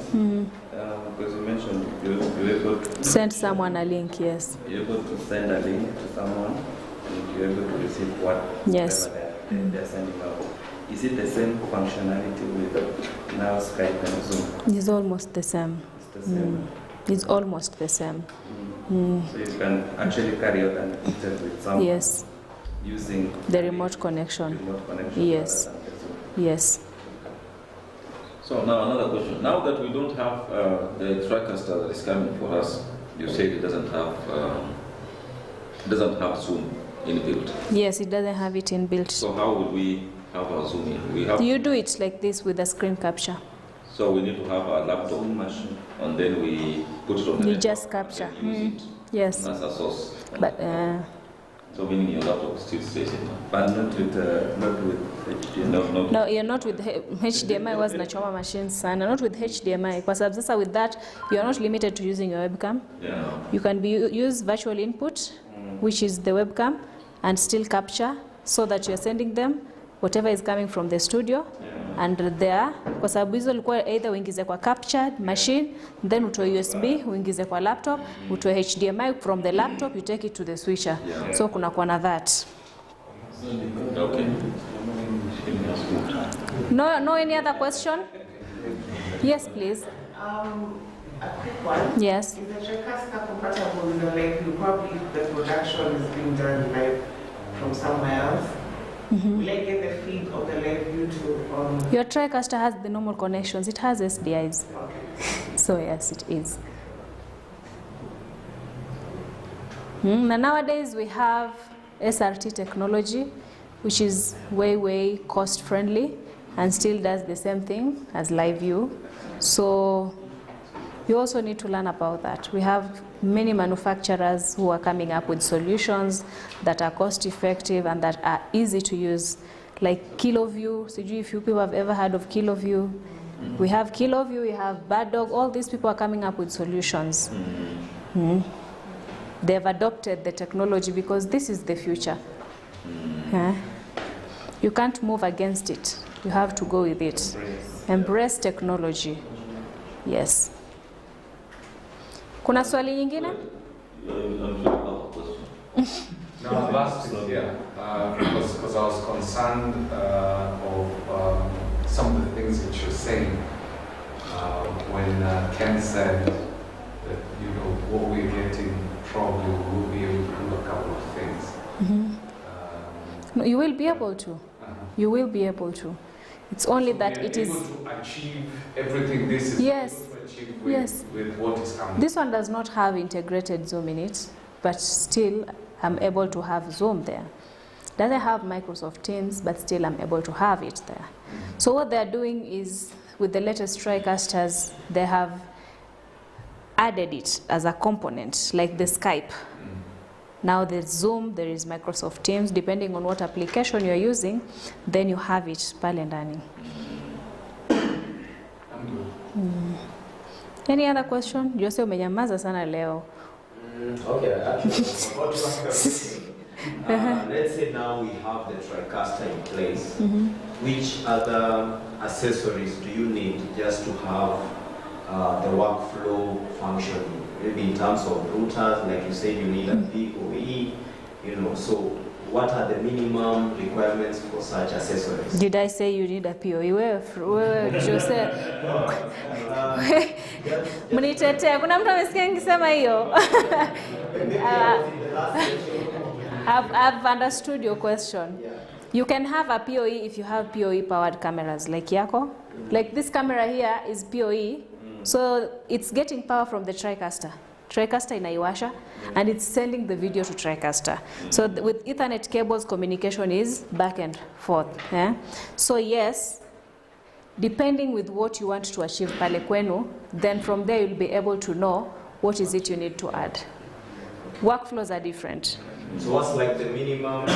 Just have a 1 gigabit switch. That is good to start with. Have your network on a gigabit switch, gigabit speed switch. Sawa? Now what about the internet speed? No, you don't need internet. Oh, you don't need it's network. Yes, it is network, not internet. Internet inakuwa ni added advantage. Internet inakuwa ni added advantage if like you want to open any Google or anything, so inakuwa ni added advantage. You want to stream with the Tricaster, or make sure your network Tricaster is connected to has internet, so that the Tricaster is able to stream at the same time communicate with everything else on the network. So yes, but with NDI only, you don't necessarily need to have internet. It's just having the network. But now you say there is 4 outputs. Yes. So and we can configure, decide, okay, this one goes there, that one goes there. Yes, you can configure. Yes. Yes, so we decide which output goes where. Yes. Right now, all the outputs zinatoa program, so you can select what you want to get out. Where. Now, when it comes to streaming, that one has to come from the Tricaster itself, isn't it? You select and say, okay, like for example, you want to stream on Facebook and YouTube. Unless you are using an external software encoder, like if you're capturing on Wirecast or OBS for you to stream Kando, you can get NDI and stream. Or we get the NDI and then stream it from the other machine. Yes. And we still use vMix like from Yes. Yes. Is it licensed? What? Cracked. Everything is cracked. Even your vMix is cracked. Yeah. Problem with cracked things is they can shut down on you anytime. Now that being a TV station whereby people are watching you out there, you need to be very, very careful. No, we don't use cracks. Only when it's necessary. And it has always been necessary. Yeah, when, for example, Adobe decides that they don't want to give us the software, yet we are willing to pay. No, we are here to help you with that. Then in that case, we are sorry you experienced that challenge, but again, if you still want to buy the license, you can come talk to us, Sasa. Okay. Any other question? John, you don't have a question? Digesting, I missed the last one. Tuko sawa? The Canon cameras, they have both PoE and Ethernet, isn't it? Is it written NDI? No, they have two ports. So there's one for So LAN. muangalie your model, muangalie, does it have NDI? It has. It has. So then you can connect directly. Go Tricaster. So when you use, because I think the second port is actually the one that's supposed to use NDI. And so when you connect it, then we don't need the camera. Yeah, true. That would be a good place. And it brings everything true. That's fantastic. I'm happy with it. Tuko sawa? Yes. Let me wrap up sasa with we were I was to mention about this. This is the switcher. On the switcher hapa is basically preview and program rows. Oh, nampotosha mwenzako wewe. Next time anakuja uweke ya kaya. Sini amekuja na muuza, mbona yaketi kule na viti vilikuwa viko bado unoccupied. Taije kichwa. That is just a fraction of what NDI can do. Yes. Eh? There are so many things. You've opened up our minds. It's So a very there's small fraction. we'll be able to Very, very small. So kuna preview and program rows. Hapa ni select what source you want to have on preview, and then you select what source you want to have on program. From here, you can either control using a mouse from here or from the control surface. Like hapa unaona I have up to 8 sources. My control surface junior kitambo iko up to 4 sources, and then I have net 1, net 2. So ikifika 4 inaenda 5, 6. If I want to select input 7 na 8, I have to use a mouse to click hapa. Kwa sababu it's limited sasa. And then now you can select media players, DDRs, GFX, and then now we have MEs. ME is a mix effect layers, sawa sawa. So you can either do mix or effects. And then we have buffers 1 to buffer 9 pale. Buffers are for graphics. I will show you in a few. Then now we have this window here will show you whatever source you have on preview. Itafunguka hapo. You are able to select what transition you want to have when switching from preview to program. And then now, or hapa if you are able to select, this transition only applies if you are using this. No, not fed, sorry. Nimechoka akili. This fed is auto iko pale, but this one you can select whatever transition. Kwa sababu hii fed ndio imeselectiwa hapo hivyo automatic. Ukifungua Tricaster you are able to select another one na ikwambia transition gani imeselectiwa hapo, sawa? So ukifungua by default inakuja on fed, but again we have 2 options, tech and auto. It doesn't matter what transition you have applied there. If you use tech, it never comes with a transition. It's a hard cut. So it depends with what kind of show. Huwezi kuwa na Ruto pale unamuinterview alafu unatumia transition za cloud. Si ndio? Anaongea kuhusu vitu serious alafu unaona kakitu kanazunguka hivi kana so you have to know, is it an entertainment show? An entertainment show you can have the fancy transitions, and then now there are those serious talks that you just need to have hard cut from source A to source B. This is delegation of layers. When I select this background here, I'm able to control using this. Sawa sawa. I'm able to control hapa. Let me show you sababu last time nilionyesha. If I select that huko na nitoe hii, when I do this, mwana kitu inafanya? It is this tiba is moving, but again is not switching preview and program. It is switching this. It's bringing that on and off. So it's delegation. So if you see blue on this, unajua that is delegated for that function hapo. And then FTB is fed to black. When you finished your show, you click there, it just fades to black and fades audio out. Then now we have composition layer. Can compose and have presets, up to 16 of them. These are transition speeds, upper, slow, medium, fast. Then we have DSKs. DSKs are downstream keyers.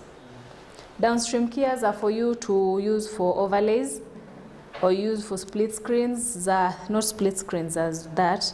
You can use to overlay sign language interpreter, the DSKs, or you can use to have your logo or your lower thirds, sawa sawa. You come and select where that source you want to overlay is. from this drop down. Is it on inputs? Is it on media players? Is it on EMIs? Is it on buffers? Or you want it to follow a certain group? Tuko pamoja? Haya. So it's the same for DSK1 and DSK2. On DSK1 and 2, when I hover my mouse, utaona there's a settings gear that pops up.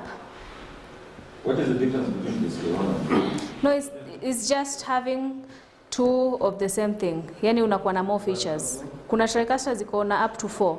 So it gives you more layers to work with. So I can put a layer over layer. Layer over layer over layer. Hiyo ni DSK. But again, you can still put a layer over layer over layer over layer inside the EMIs. Okay. So hizi ni za kuoverlay hizi vitu kama lem tags, sign language interpreter, your logo pale. But again, if you want to do split screen, you go inside the EMI, the mix effects, and now create your split screen. Sawa sawa. Now we go to the settings gear. You can just go on, but I would request that you show us how to do the mixing of, maybe we can have 2 or 3 sources. I will show you. How we can have them on the screen. So on DSK, you can come and position whatever it is umeka. Let's say this is our logo. I want to position it. Let me not use that. I want to position it. I can come and zoom it. Mona. Zoom, position. If this is our logo, I put it there. And then I can rotate it kidogo nikitaka.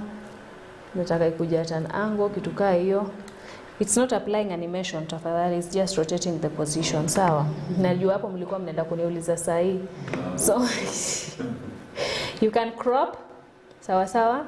And then you can apply borders on that thing as well. So kuna hizi settings zenye we had talked about last time on every input. Now with DSKs, the only difference ni the DSK settings hapa hivi. Okay? I just reset that in the meantime. The same settings ziko hapa. Same exact settings. Same exact settings. When you continue working with the Tricaster, these things zitakuwa very simple for you people kwa sababu you get to use them every day. Now you'll become much more familiar with them. You just need to understand, if I want to overlay a logo, what do I go to? If I want to have a split screen, where do I go and touch? Vitu kama hizo. So that is it. We have the switcher and express on this. Saizi iko on switcher, so I can have preview and program. But again, if you unajiamini sana, unaweza eka tu ikwe any button you click hapa inaenda tu direct. So unajua kuna sisi wale watu tumejiamini. Tuko, si ndio? King, tena ujiamini. I expected you to be the first one to know huko nyuma. King. Sawa. So you select either you want to be on switcher mode or express mode, and then we have also presets za sasa settings za hapa. You can save them here. You can select, capture and save them. Let's say saizi tuko na program input 1 sio, and then I put input 3 on program, and then I come here and capture hiyo ya pili. Input 3 iko off. Okay, let me put input 7 instead of 3. I come there and then I capture that. Did I capture it? 7. Come here, I capture that. So what this thing does in a save presets is how you've configured your switcher. So if I come na waziba na mlikuwa mmeringia mtu wa iPhone, so utabidi mpambane na hali zenu. So if I open this and then I click this, muona pale ina switch vile preset yangu ilikuwa. So these are presets now for the preview and program rows. Pamoja? You can right click to export the settings or clear them or save them, whatever, or also import. Mpaka hapo tuko pamoja? Tricaster iko na vitu vingi. Ndio maana klasi yake ni siku mingi sana. Then we have media players. EMIs nitakuja mwisho tukifunga. Sahi na few. Media players, this is where you import your pre-recorded clips, your pre-made graphics if you have. audio, you want to play anything, this is where you come. On DDR, you are able to add clips, stills, titles, munaona hizi topics zote, titles and transitions, audio, you are able to add all these things. Zinapia huku. That is DDR. Digital disc recorder. That is DDR in full.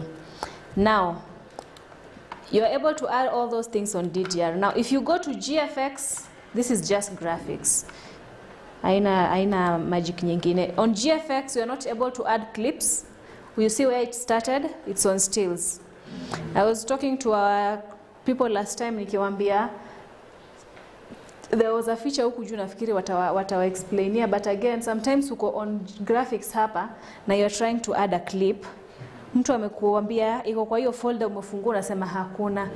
Mimi vitu naona hapo ni mapicha pekee, kwa sababu as long as you're on graphics you won't be able to see any videos in the folder. It will only show you the still graphics. You won't be able to see any audio clips or any audio tracks pale. You'll only be able to see graphics. So msianze mkasema wewe unaniambia kitu akitoa kwa Tricaster akipeleka kwa mashine yake iko, anarudisha kwa Tricaster hakuna, aseme Tricaster mbovu. Fauzia, nafikiri Tricaster ina shida. Hiyo siku hiyo mtanilipa kwa hii class. Shida ni nini? Tuko na flash disk hapa tunaweka kwa laptop tunaona clip, lakini tukiweka kwa Tricaster, it seems Tricaster iko na virus, haioni hiyo kitu. Why? Kwa sababu tu mtu hajaangalia where are you adding. So if you click on graphics, make sure it's graphics you want to add. If you go on sound, it will only show you the files, audio files. So those are the things you're able to add. And let me ask you. Yes, please. From the network that you created, let's say for example, when you asked about the edit share that we use, you can access it from that network. It's something that you have to put in from the network. You can. We usually recommend you prepare your show. By preparing your show is you make sure you have imported all the files you want to use into the Tricaster folder itself. Kwa sababu you can't control what people are using the network for when you're live. If you pick something directly from that server na kuna mtu mwingine ana edit ama ana export kitu huko ama ana import something from there during a live show, then clip ianze nasema hizi vitu za NDI hazifanyi. So it's good all pre-recorded things, import them into your Tricaster so that he importing is from a file, a folder that is within the Tricaster. Once you're done with it, you can zitoa. Sawa sawa. Question nyingine? Now DDR1 GFX1 is the same as DDR2 GFX2. So I've covered DDR1, DDR2 GFX1, GFX2. The only thing sijawaambia ni kuhusu these banks. We have up to 12. Mbona nikihuva mouse yangu hapa kando kuna ututu vitu tunatokea. Yes. I can have different clips in different banks hapo. So let's say niko kwa audio. Mbona sana nataka ku add clips na mimi nime select kwa sound. It's the same on all those. I can have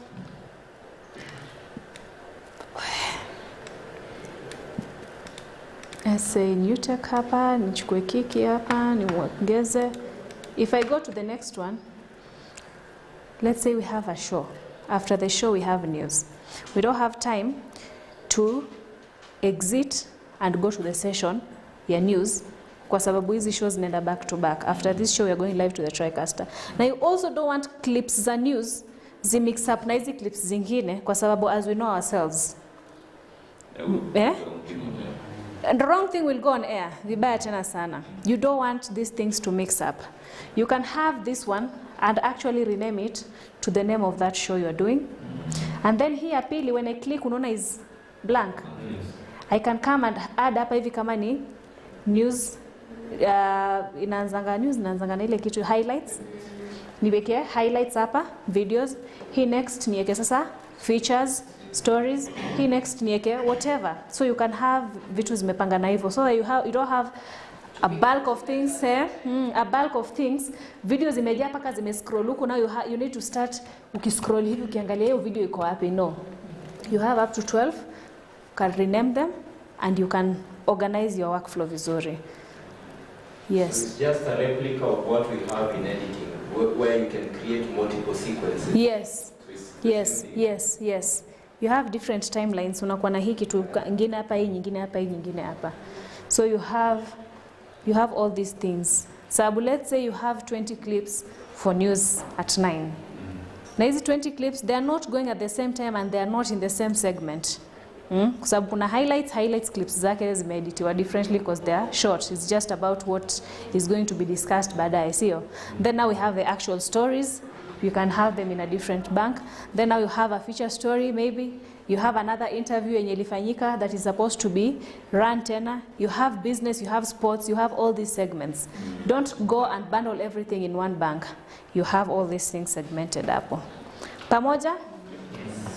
I talked about these transport controls. Nafikiria wenzenu watawaelezea hizo, si ndio? Hizi zilikuwa rahisi, si ndio? Did I talk about them? Hilary anakubali na sikuongea kuzihusu.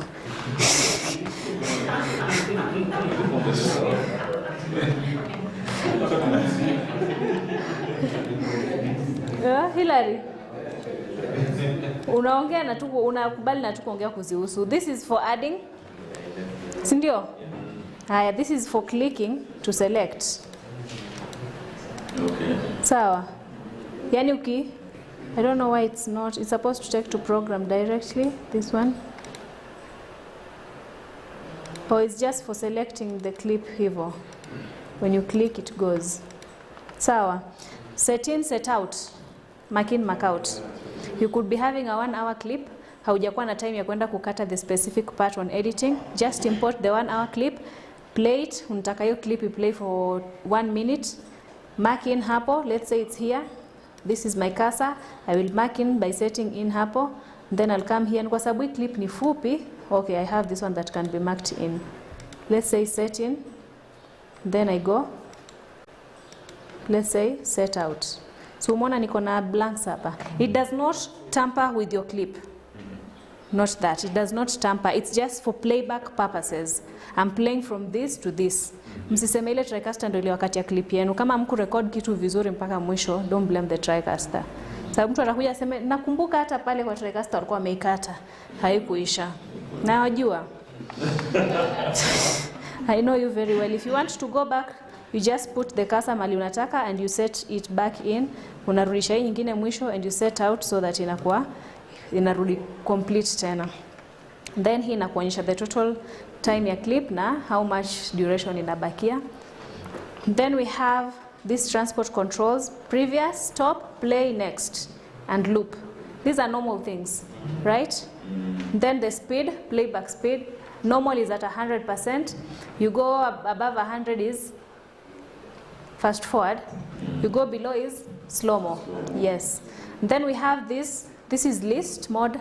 When I have saizi vile niko nayo hivi, it will play one clip and stop. But when I have list mode, umeona kitu imeturn blue. So when I start playing ikimalizana na hii clip, itaenda next, itaenda next, itaenda next. Sasa wewe pengine uko na clip ya story ya kwanza hapa, story ya pili hapa na uko na list mode. Ukisahau tu ku switch to that camera, it will start playing the story for the next clip. Hata kabla the anchor aonge kuhusu hiyo story. So itakuwa automatically it plays from this, it goes to this. From this, it goes to this. Haya.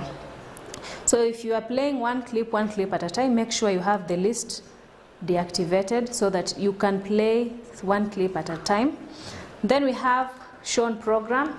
When I click this, inaenda kwa program directly. Again, mkwe careful kwa sababu mouse yako itatembea, you click shown program, ita switch directly from this DDR to program. And then now we have these settings. Umeona imeingia na transition ya cloud huko. You can select transition yoyote hapa specifically for clips za DDR. Transition ya preview program we have. But again, you can have a transition for DDR only. And the speed. And autoplay, nilikuwa nimewaelezea hawa last time. Autoplay is basically when the clip goes to program. Like right now I take this, utaona hiyo video starts playing automatically. Nikiitoa ndio hivyo. I take it, Kiki starts talking. Niitoe, ana pause. So nikawapatia example like this intros ama hizi mabampa. unapata bumper inakuja ita freeze kwanza, alafu ndio ianze kuplay kwa sababu lazima iwekwe on air ndio mtu a play. Yes. It does not come immediately and start playing. Sasa with the Tricaster, if you have those bumpers, they will start playing themselves automatically as long as you have autoplay enabled. If I uncheck the autoplay and just click there, I'll have to wait, nikuje mwenyewe ni play kiki hapa hivi manually, then I stop. But when I have autoplay on, when I put kiki on air, the whatever will be there itaanza kucheza automatically. Okay, sawa sawa. So those are the transport controls na configurations za DDR, which is the same as GFX. And then we have the buffers. Buffers are for additional graphics whereby you can add animations, animated buffers. Let me add one animated buffer at least. Do you know what animated buffers are? Mnajua. Mshaona mpira wana transition na kampira kanakuja ndo. That is animated buffer. Basi transition ya madoido. Ndio hiyo basi. So we have this. Kuna kuangana alien hand somewhere. I don't know. Frame buffer animation. Where are those? Where are those animated buffers? Light effects, alerts. Those are alerts. Ngoja kidogo. Animated.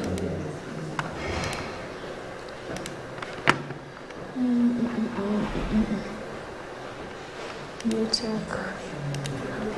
Kitu kama hii. Yes. Unaona hizi. Ushaona vitu kama hizi. But kama unataka iko kwa transition, hizi sasa ni if you have an animated logo.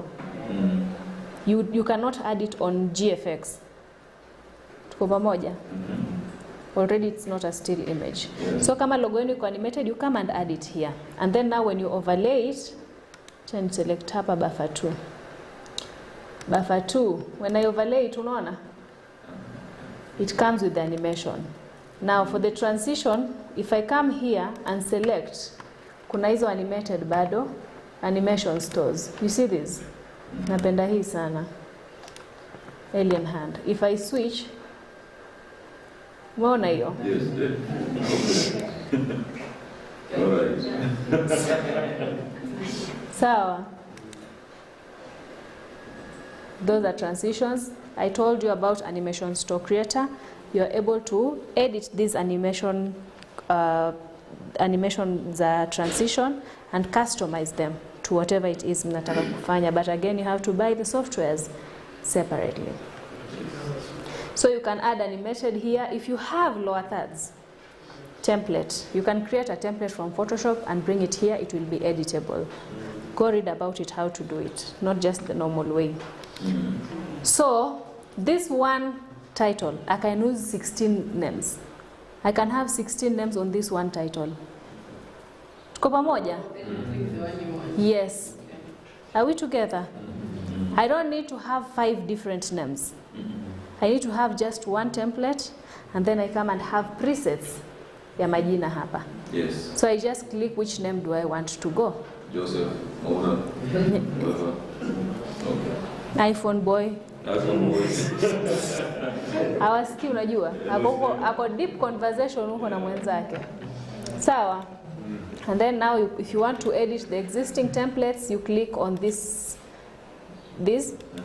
Then you come and edit whatever you want to edit hapa. Together? Hapa you can only add stills. You can't have animated. Animated ni hapa.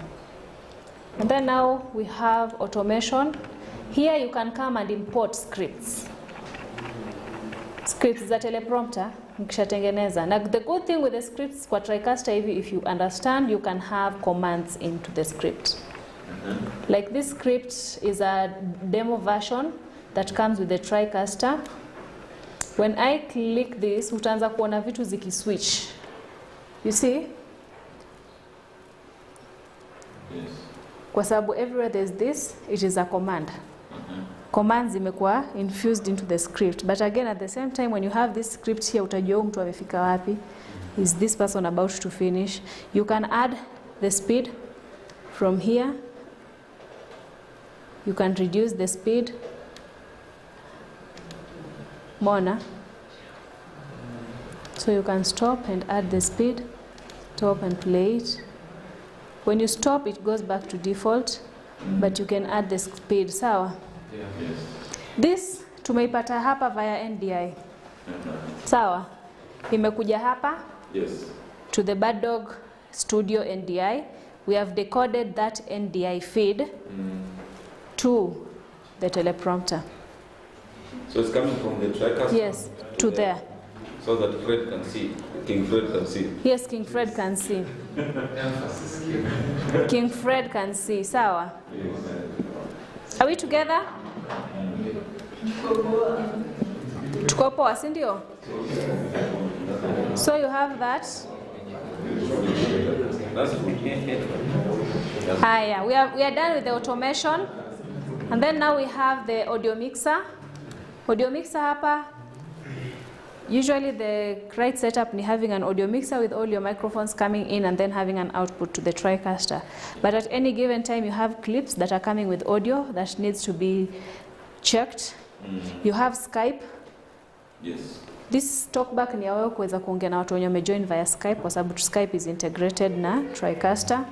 So we have all these channels of audio that are independently configurable because each of them has a settings gear.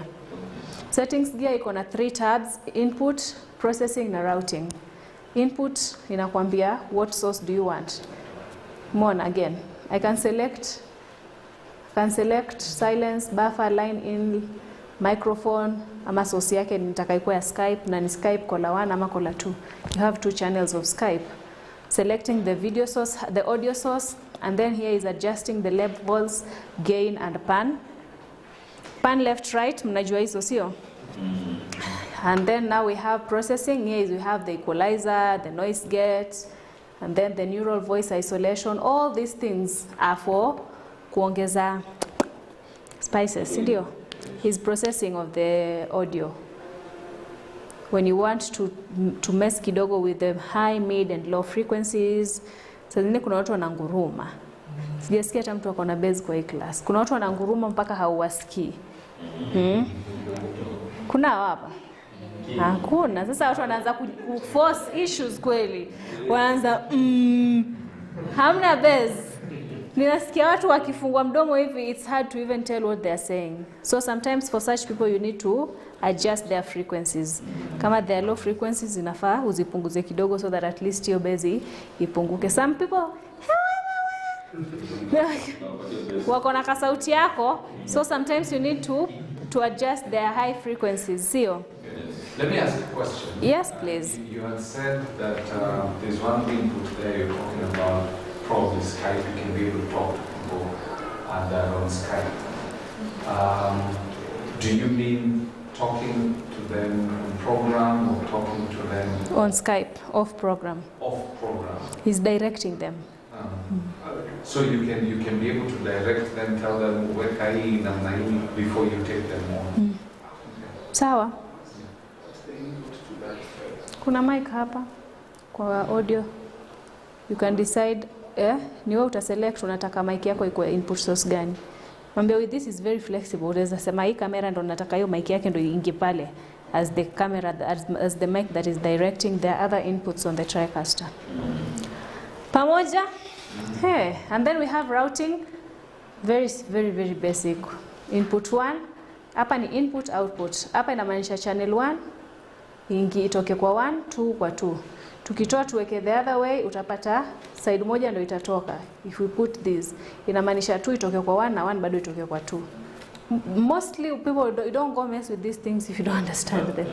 Kwa sababu audio itakuwa inatoka stereo kwa mixer lakini huko unaipata channel moja. Kwa sababu mtu amekuja ka interfere na hapa. Sawa? Yes, and then what else? All these settings is the same for all these inputs. The only difference is on the outputs. On the outputs, we only have the equalizers, compressor and limiter, and what device do you want to output to. So that is for the auxiliary. Phones is for you to monitor. And then master is again unataka itoke na wapi? Saizi imetoka na hii Sony. So if I put sauti hapa, hello. If I put sauti hapa, unasikia? Yes. Kwa sababu nimeselect itoke na hii. So it starts creating feedback. Because my microphone is just here and there's a speaker here feeding back into my microphone. Yeah, you select from there.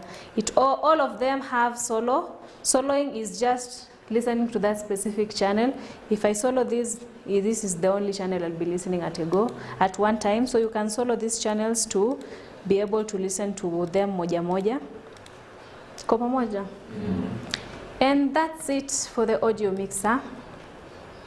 And now the final one. Last but not least, we have MEs.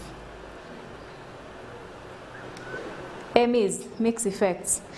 Inside ME you can have two modes, mix or effect. Now on mix, right now we are on mix. You have the normal transition like preview program. So switcher within a switcher. I can just use it, I can just use it to switch like this, the switcher bus here. This is on mix mode. If I am on effect mode, I come here and start changing now to layers. When I have layer 1 and 2, I have more controls. Hapa ndo ulikuwa unasema sawa. I have more controls of positioning. Let me put sources tofauti. Input 7 and input 8. And now we put ME1 on program. So you won't be able to see there are two layers. Why? Because zote ziko same size. Hiyo ingine imeblock nyingine. So as soon as I come here and start making changes here, then now you will see that kind of. Yes. And then I come and position it na niweke kando. And then I come to this. Then I also do that. Sawa. Then I position it huku.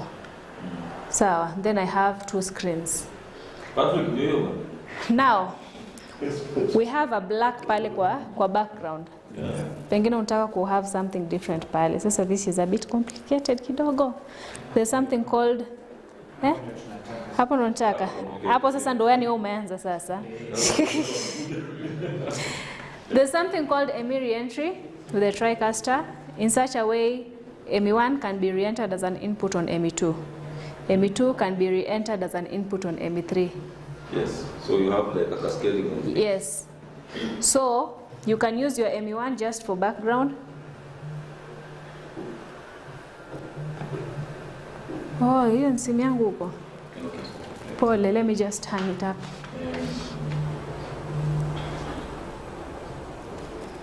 Mtu anaitwa Zain. Haya. So we can have, let me just have anything that is much more relevant to work as a background. Tushamaliza. Let me say we want that. So I will remove these other ones. Just remove and have one. So it's on GFX1. So I make sure GFX1. Then I just reset this. I reset that. But again, I have this GFX1, and then now I have input, let's say input 7 here. Now when I have this, I can have the two. Here, ya mwisho sija reset. Did I not reset it? There. So I have that as a background. I come and scale it and put it here. But because on this I only have, on this Tricaster I can only have a maximum of 2 layers, I go now and put here ME2. Now on ME2, hapa, I come and still have the 2 layers. I can come and still have the 2 layers. But now, on B, I put ME1 as my input. And then hapa juu, nitaeka input 8, and then I come and scale it so that I have 3. Tuko pamoja? Huyo ndiye amesema anataka hivyo. Nimewaacha mahali. Wewe engineer wetu. Sinafikiria ndo mambo yako ulikuwa unangoja. Basi unaweza wasaidia ku explain. Tusaidie ku explain. Mteja wanamwambia Nimewacha? Yes, tumepotea. Si nimewambia hapo itawachanganya kidogo. Yes. Lakini ngoja tuone mara nyingine mmoja za kushika. It's just practice. Yeah. Now on ME1, let me have on ME1. On ME1, yeah. My Tricaster only allows me to have 2 layers. So I have used my 2 layers. Layer 1, the bottom one. The A is usually the top layer. Yes. So I have B as my background, yes. which is GFX1. Now on A, nimeka input 7 as the other layer. I have scaled it. Now this is my, wacha nitoe kwanza hii overlay. Kuna ka overlay kama mtu hapo sijui kametokea wapi kamjama. Acha nitoe hii kwanza. Reset this and remove that. Sawa. My ME1 looks like this. My 2 layers is this background and this. Kwa sababu kwa ME1 already I have 2 layers. Yes. On ME2 I will have to bring these 2 layers as an input. As one layer. Tuko pamoja. So when I come to ME2, I'm not having another input. I'm having my ME1 which already has 2 layers on it as one input. And then now I bring in the 3rd layer as the E, layer ya juu. And now I can scale it and now we have 3. If I go to ME4, I can still have 1 more layer again. Now if I go to ME3, I will have ME2 as my layer ya nyuma, sio? Now let me go to ME3 hapa. Now on ME3, 8 block kwa sababu sija select the layers, sorry. Let me select hapa. I'm on mix. Now we have that. If I come here and adjust this, you see? You see how many layers we have? 1, 2, 3, 4. If I go to 4, I can still now add the 5th one, but now my layer background inakuwa ni nini? ME3. Yes. Inakuwa ME3. Si ndio? And then now hapa let me put like a different source, input 2. Let me make sure it's 2 layers first. Tuko pamoja lakini hapo. I put there, tunaendelea vizuri. I put ME3 and then hapa hivi sasa I come and let me select like input 2. Yes. And then now scale it. And then now I have 5 layers. This is what ME reentry is. Okay. Okay. Na still to add on that yenye sitaki kuwachanganya sana ni with all these layers, each one of them comes with 2 DSKs. So you can have names. Each ikuja na jina yake. So kama ni correspondence, kwa correspondent Nakuru, Kisumu, wherever. Okay. Pamoja? Moses unashikanisha kitu? Nafikiri tumemaliza klasi yetu.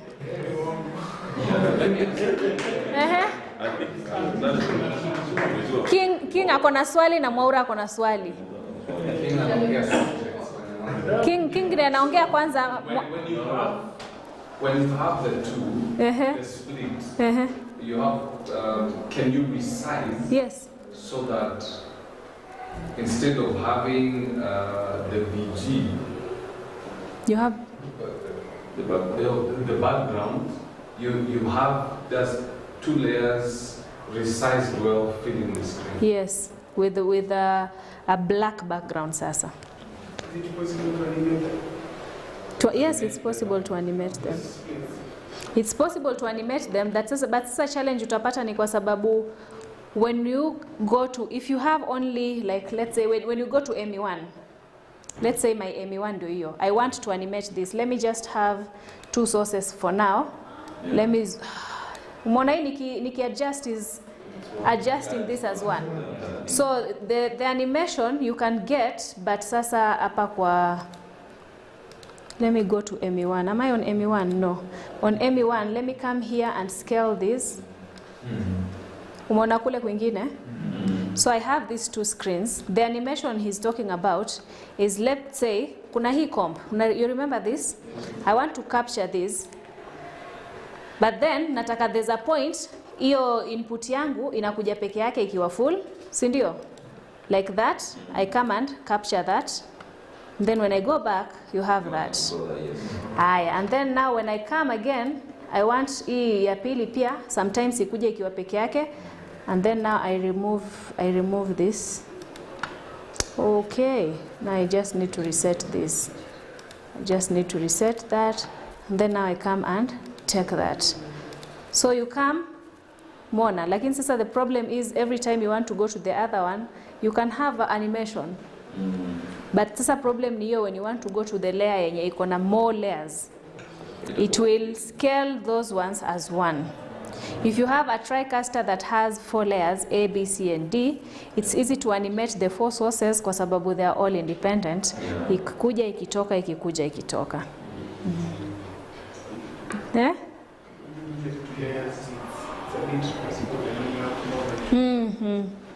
Tuko pamoja? When you have more, then you have to really plan right. Yes, you need to. Your brain needs to be working kabisa kabisa. Pamoja?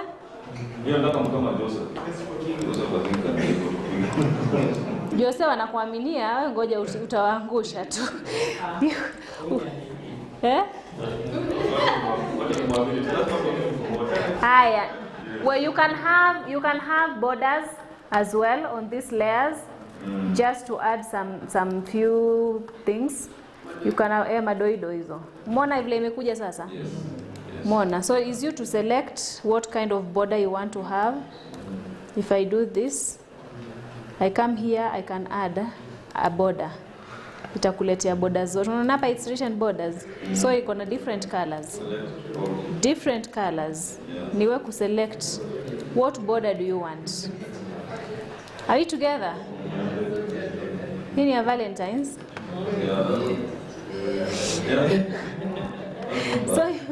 So you have all those fancy designs for the borders. Sawa. I think I've wrapped up my class. Oh, sorry. Engineer Mwaura. Ukitufungia class. You have said what I want to ask, but I have not heard it. Yes, please. Now,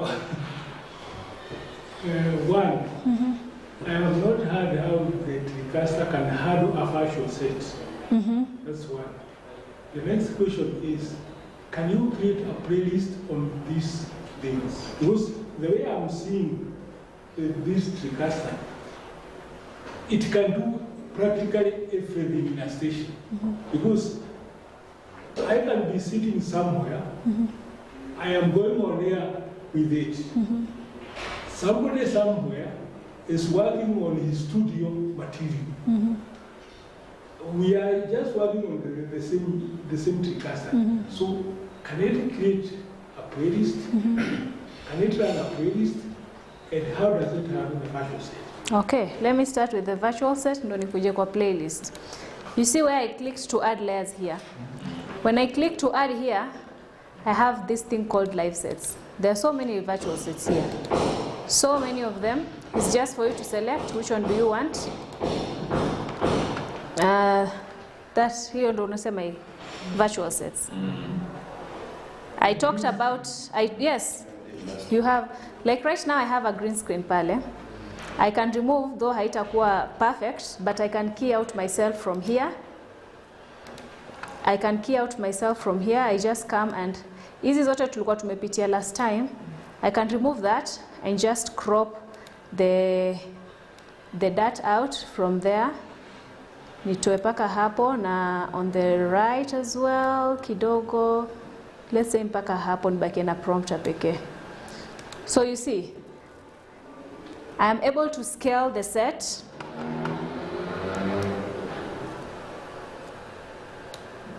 I'm able to scale and position it and still also save that preset, okay? And then I scale it further and come and save that preset and come and scale it wider kabisa and also have that preset. So I can come, it doesn't have to come fast, you can have it slow, you see? Hiyo ya kwanza iko answered.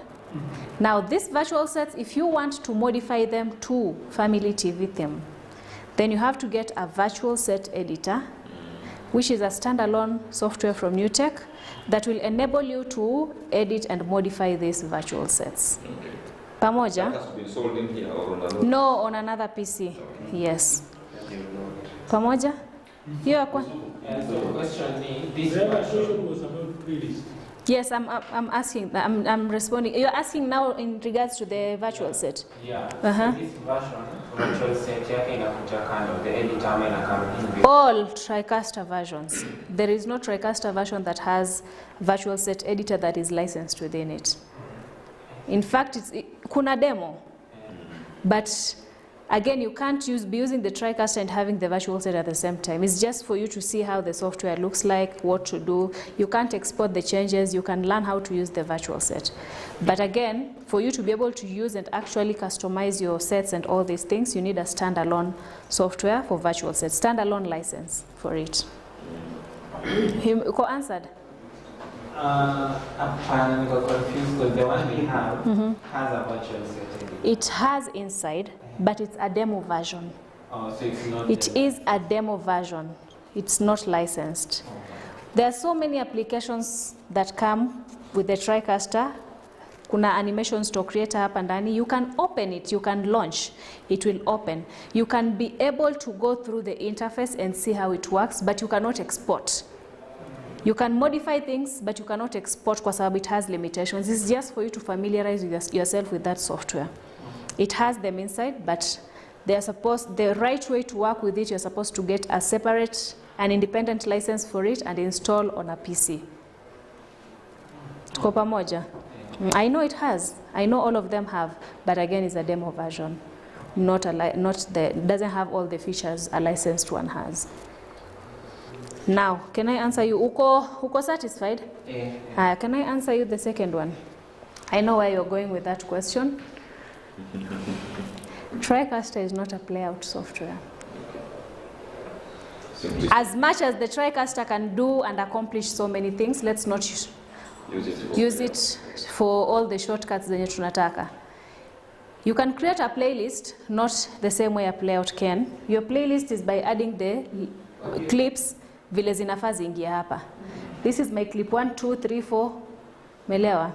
You can create your playlist, useme hii ni ya show fulani yenye itacheza saa fulani mpaka saa fulani, but again you have to come and click every video yenye iko hapa inacheza, you come and click the next. Sawa sawa. I used to work in a TV station. We had not purchased a playout software. We used to have the Tricaster do that job. Yes, it can do it, but it does not have the features a playout software has, kwa sababu that one is meant for that purpose. You can export playlists, you can reload playlists, you can automate playlists with the playout software. So yes, pamoja. It's a live production unit. Pamoja hapo. Kuna so many playout softwares. There's Easy On Air, there's WinJ, there's InstaPlayer. There are all these softwares out there. So depending with what you want to do, it's recommended to have the right thing for the right job. Don't go and burden the Tricaster with all your problems. So it's the only licensed thing. But huh? Sawa sawa. Any other question? I hope nimeku answer Maura. Yes. Kuna swali niambia nishikilie. Yes, nirudishie sasa. So, the saving in the cloud part, we have our storage, our cloud storage is in share. Is there a recommended one, or we can integrate that one to the NDI? Is cloud, dio yeno. The one I'm talking about is the physical.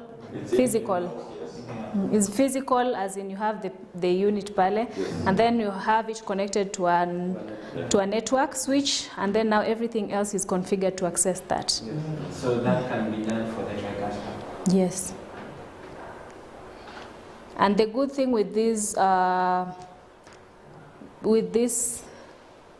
storage servers zenye zinatolewa saizi with these NDI plugins and all this, they give more features with specific editing softwares like Adobe, DaVinci. There's a way it becomes much easier for you to work on with this server, with these storage servers like SNS and NRS, NewTek Remote Storage, because now they understand their systems better. It's not just an open thing that anyone can use. So they understand their systems better. They make it easier for you to integrate your machines na it gives you much more functionality. Yes? Umejibiwa? Any other question? We are done with the class. We can call it a wrap. What time is it? It's 2 o'clock. Thank you very much for taking the 3 hours. So we do appreciate to see it. I think my throat is dry now. Yes. No, we do fresh juice. We want to live longer.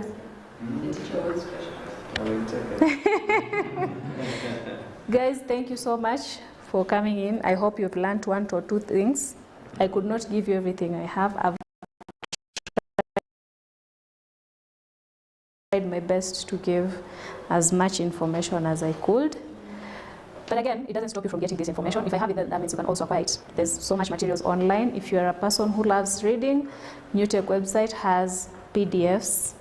If you're a person who loves watching, YouTube tutorials, so many of them. But again, don't rely 100% on that information. Watch, read, practice. Practice if that whatever imesemwa kwa ile video works for you or not. But don't stop. Msiseme tena mpaka next time Fauzia atakuja huko. No. You need to. You need to. Kutakuwa na chakula huko. Yeah, once we have, when is our machine coming, by the way? The machine is almost here. We are hoping next week mtakuwa nayo. Because we were expecting it today. Yeah. They told me that today it will be here. I mean yesterday.